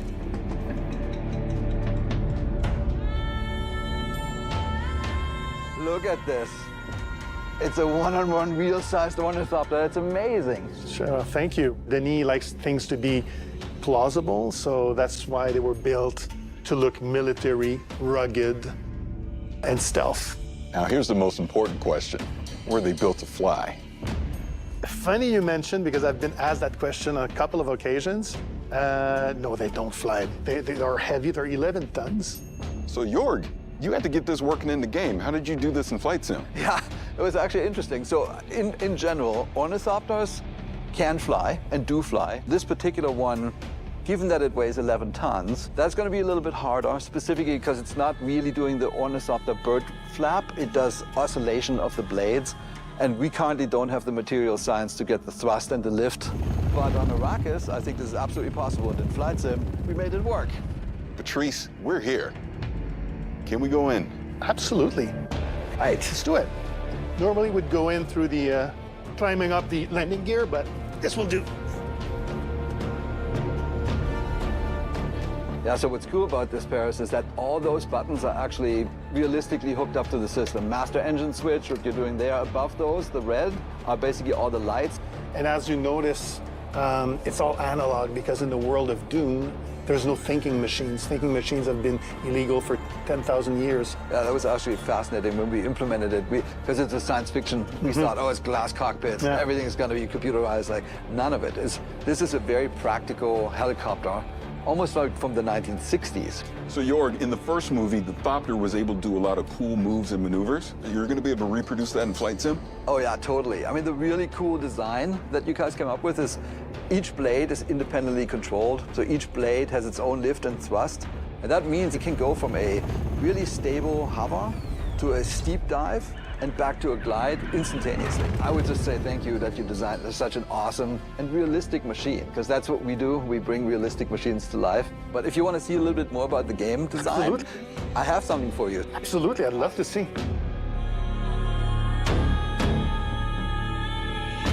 All right, so the setup for this expansion is that you are a Atreides pilot on Arrakis flying an ornithopter. Here is what we built. We basically built this section of Arrakis. Here's the capital city of Arkeen. Here's a botanical garden. We have that as well. And the first thing we do is we train you up. The fast takeoff, fast landing, and then the deep dive. And then we take you to some of the extreme locations, like the bow of the cliff, the hole in the rock, the red chasm. You really have to show your pilot skills. And then, towards the end, then there's a secret mission, which I can't talk about today, but that basically wraps up the experience. It's gonna be great. Super exciting. Hey. It was great to see you again. Paris, thank you for coming. Thank you so much for having me. All right, Jorg, where to next? Well, I don't know what they eat on Arrakis, but this is Budapest, and I hear they have excellent goulash. I know a place. Well, let's go.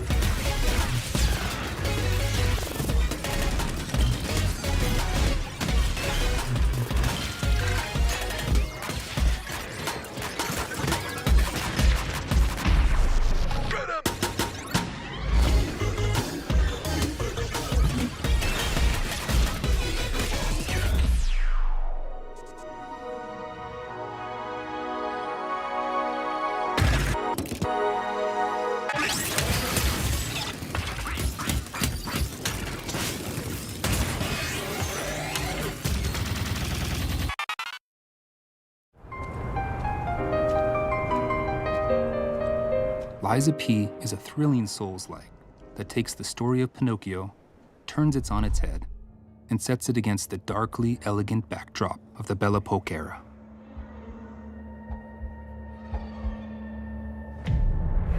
Finally, we meet. You are awakened by a mysterious voice. Can you hear me? You must adapt yourself and your weapons to face untold horrors, untangle the unfathomable secrets of the city's elites, and choose whether to confront predicaments with the truth or weave lies to overcome them on the journey to find yourself. You are able to create your own weapon through the combination of these blades and handles. Of the hundreds of possible combinations with different respective appearances, performances, attack motions, and patterns, each and every blade and handle has its distinctive Fable Arts. Fable Arts is a special combat skill that can be casted by consuming Fable slots. Fable slots can be charged again through combat. Select your own special skills to vanquish your enemies. The Legion Arm is a prosthetic on P's left arm. The Legion Arm can exhibit special abilities by consuming the Legion Gauge, providing you an eclectic combat experience. So, puppets are all there are? I highly doubt that.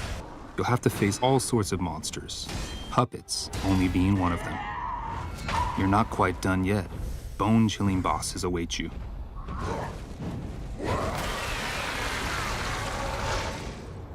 If a boss seems too intimidating, you might want to get help from a specter. In boss matches, you can summon a specter that will assist you in battle. With a bit of help, you will be able to defeat bosses with more ease.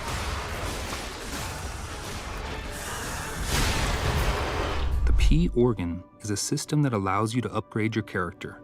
Use quartz to optimize P to your liking. Within the P organ, you can select which slots to unlock depending on your preference. There will be times when you will be confronted with choices where you can give comfort to others in sorrow or despair by lying, or you can choose to tell the truth.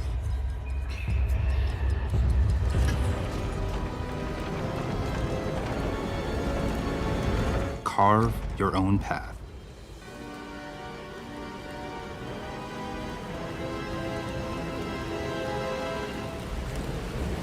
Meet Liza P on Xbox One, Xbox Series, and Game Pass, coming to you this September 19th.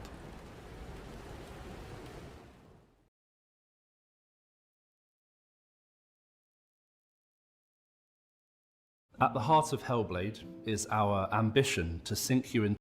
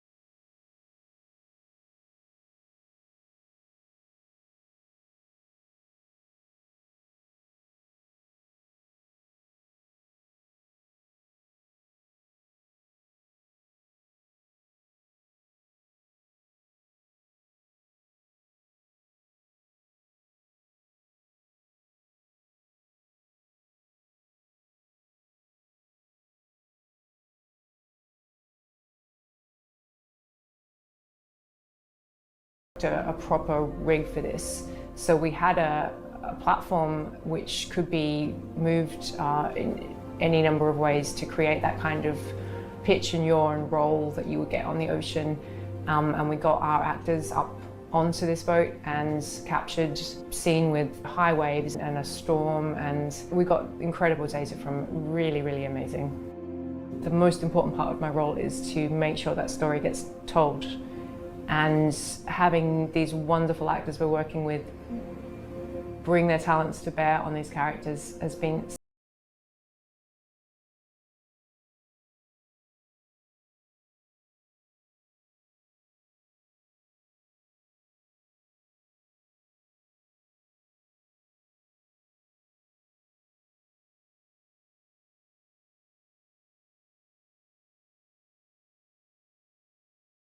Welcome to FanFest. I'm excited to be here. Here we go.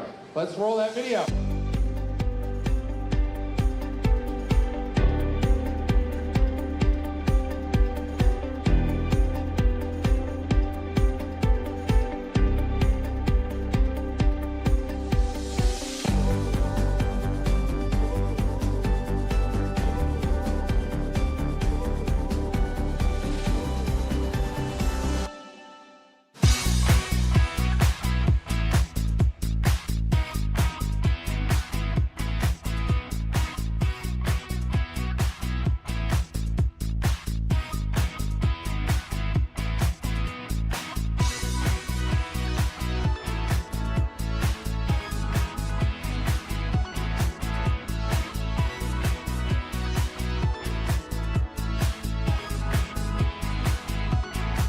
Obrigado.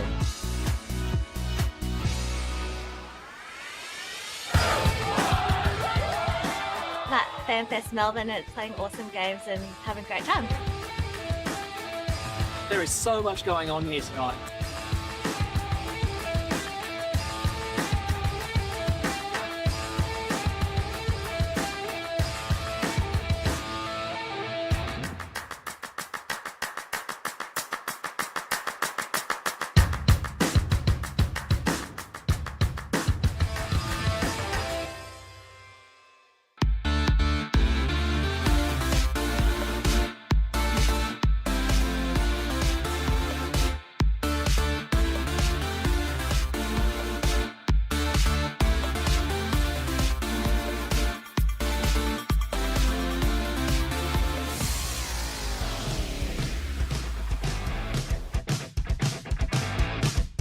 Honestly, I've never felt so good to be part of Xbox in my life. I'm just wandering around, I've been talking to people, and everybody is so excited about what's to come. We really put a lot of emphasis on empowering creative risk, and then there's so much excitement for what we're going to be able to deliver going into 2024, and even games in 2024 that we haven't talked about yet. So our mission, our strategy is to bring the joy of gaming to everybody, no matter where they want to play, how they want to play. And I just feel, a real responsibility, a real privilege, excitement that we get to be the ones to build those games that are going to be at the center of no matter what we do.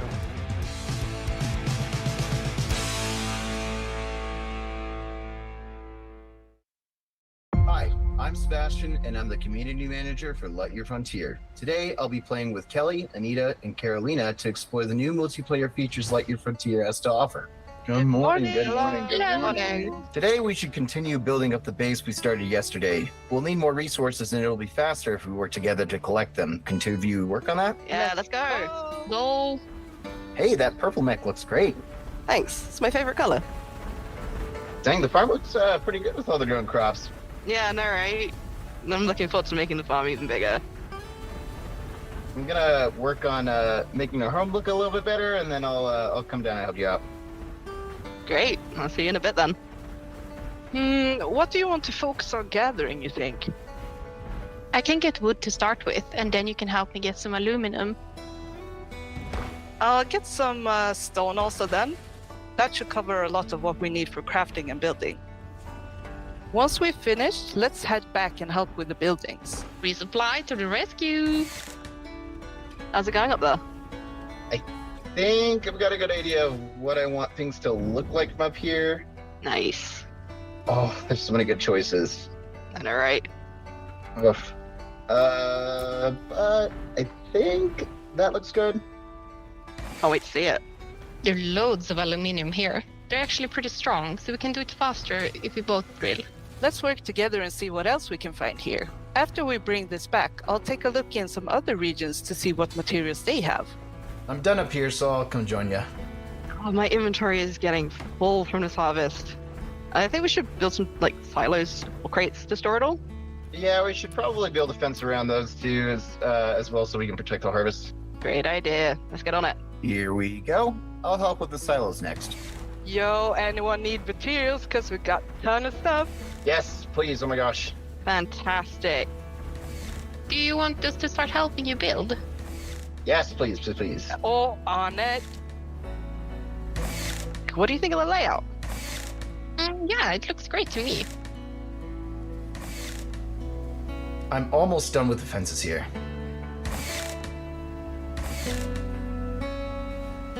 Hey, everyone. I was going for more materials and I found some ruins over there. Really? Jump in your mechs and come see this.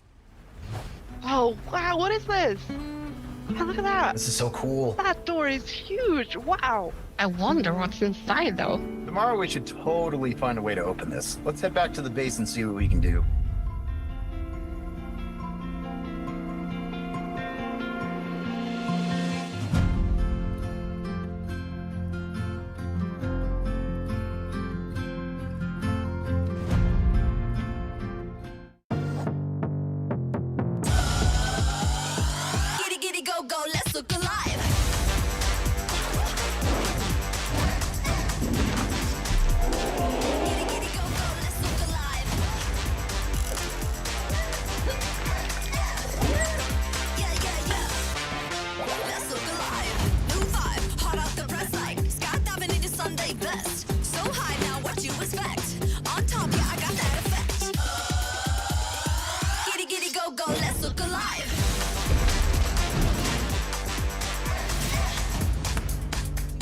Just follow my instructions.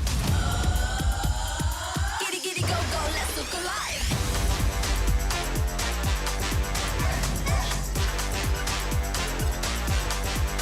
Welcome.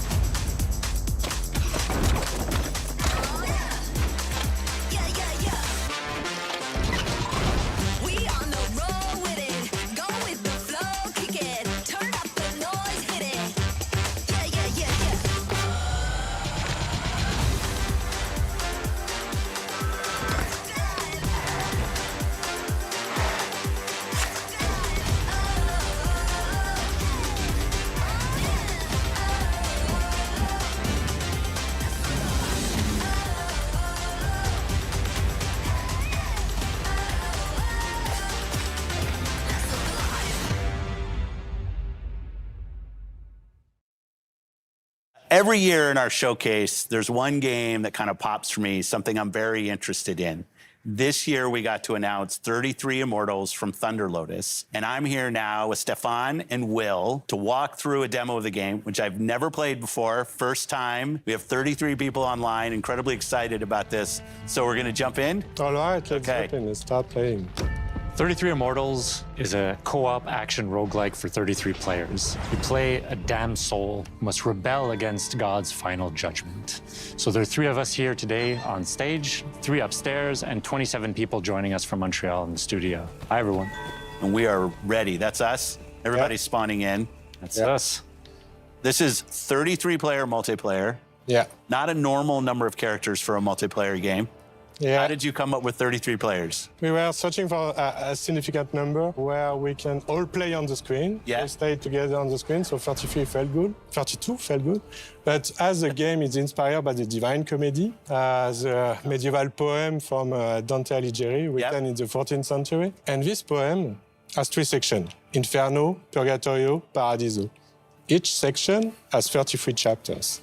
And so we say, oh, let's do 33 players. I love it. 33 Immortals. And I love what you said, Will, that when you guys started this game, there weren't even 33 people at the studio. So you didn't have enough people in the studio to fill out the full roster of the game. Yeah. It's just such an awesome point. It's a challenge.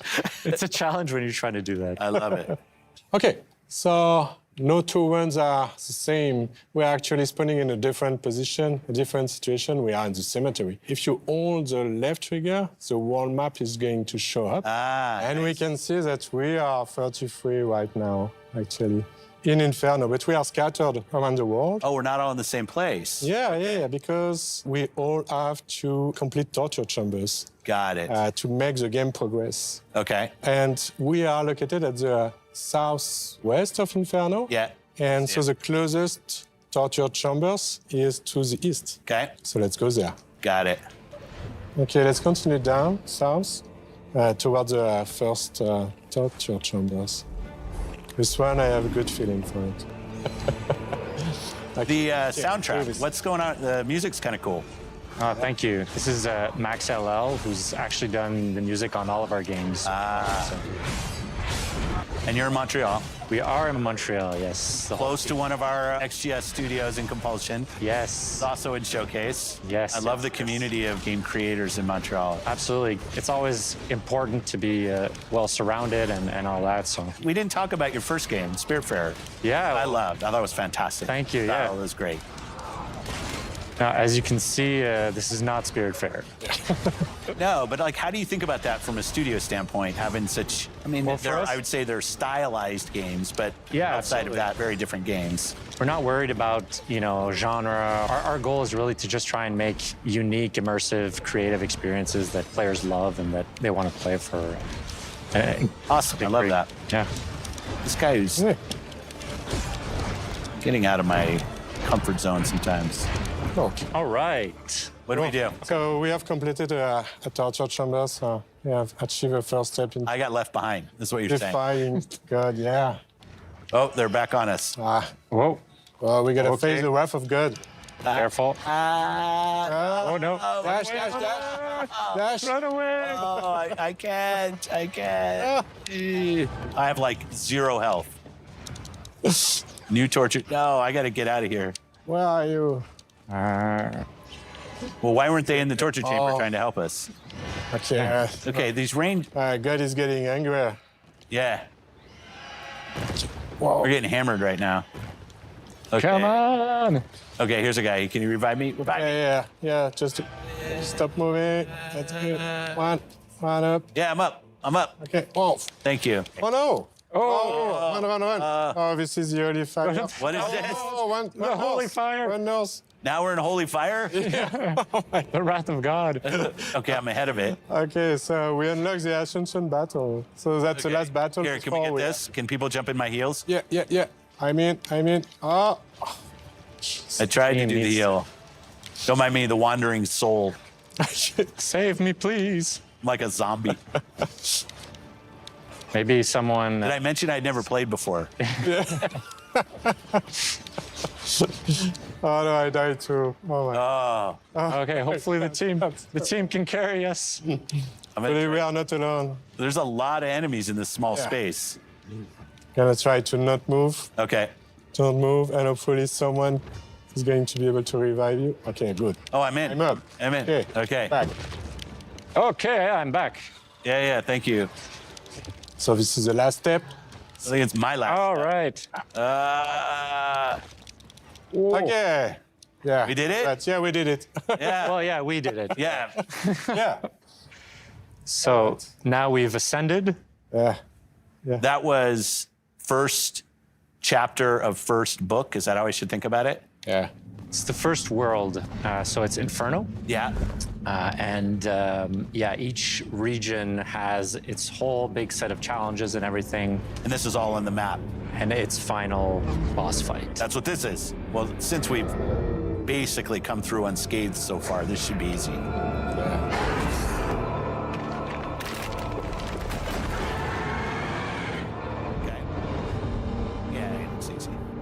You saved us from having to kill the final boss. Yeah. It's a bit of a tease. I like it. I like it. Well, best of luck to you and the team and everything that's going on. Can't wait for this game to come out. I won't ask for the date because I know that's unfair. But it was great to have in the show and great for you to come down and we got the opportunity to play. So thank you for that. Thank you so much. Thank you so much for having us. Thanks for watching Showcase Extended. I love these opportunities to show more about everything that you saw in the showcase itself. Thanks to everybody that supported us, and have a great week. Thanks, everybody.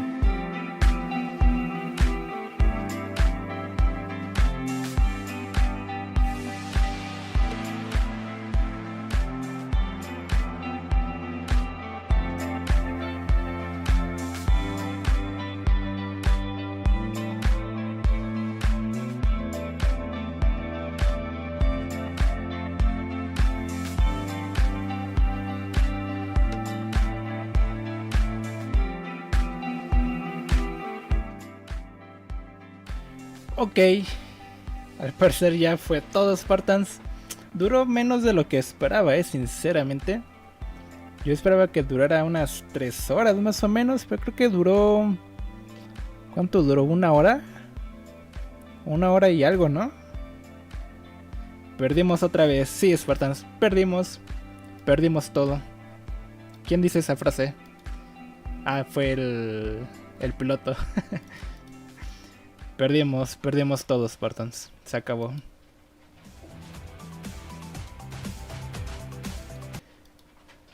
Bueno, opiniones del evento, pues, ¿qué les puedo decir, Spartans? No estuvo mal, o sea, están bonitos los nuevos juegos y eso, pero nosotros como fans de Halo, etcétera, pues ya saben que es lo que esperábamos, ¿no? Pero bueno, no hubo nada, Spartans. Esperábamos que hoy tan siquiera mostraran algo de la temporada 4, pero nada, Spartans, nada. Hoy perdimos otra vez. Opiniones, Spartans, ahí en el chat coméntenme. ¿Les gustó el evento?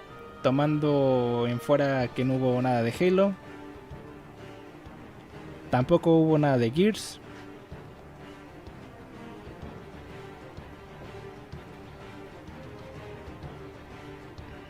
Eliminen a 3-4-3, comentan por ahí. A ver, Spartan, les paso el link de... A ver, espérame un tantito.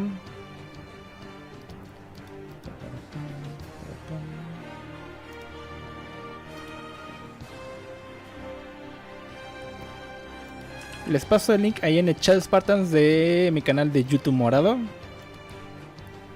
para que vayan, me sigan al ratito. Hoy yo creo que como a las 4 o 5 de la tarde, yo creo que como a las 5 vamos a hacer directo. Vamos a estar jugando Halo Infinite. Vamos a ir terminar, no sé ni pronunciar. Vamos a terminar el pase de batalla, ya que estoy en el nivel creo que 89, algo así. Voy a estar invitando a seguidores obviamente para jugar conmigo.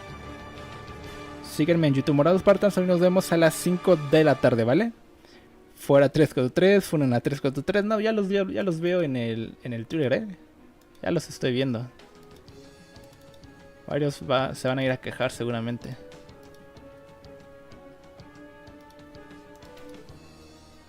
Así que síganme, Spartans. Nos vemos hoy a las 5. Ahí en YouTube morado para jugar Halo Infinite. Vamos a estar invitando a seguidores. A ver si algunos quieren ayudarme a jugar la campaña de Halo 4 en legendario, ya que todavía nos hace falta por ahí algunas misiones. Y pues no hay que estar decepcionados, Spartans. A ver, de hecho Halo, la cuenta oficial de Halo acaba de tuitear algo. Dice: termina la pelea.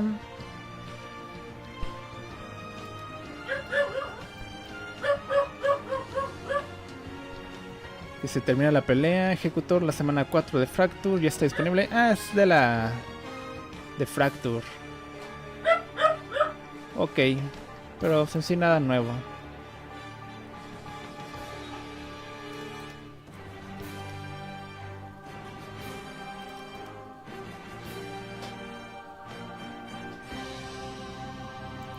Pues bueno, Spartan, nos vemos a ratito, ya sea en 5 PM hora de la Ciudad de México, ahí en YouTube morado. Ahí tienen el link fijado en el chat para que vayan y jueguen conmigo un ratito a las 5, ¿vale? Ya que obviamente todos nos quedamos con ganas de Halo, pues a ratito le damos un rato al buen Halo. Sin más, Spartans, que tengan muy bonito martes. Ya saben, ni llorar es bueno. Vamos a tener la temporada 4, sí o sí, el 20 de junio. 20-21, no me acuerdo bien qué día. Pero bueno, tengan bonita tarde, Spartan. Gracias por estar aquí, acompañándome, aunque sufriendo un poco, pero bueno. Nos vemos al ratito, Spartans, a las 5 por YouTube morado. Tengan bonita tarde. Bye bye.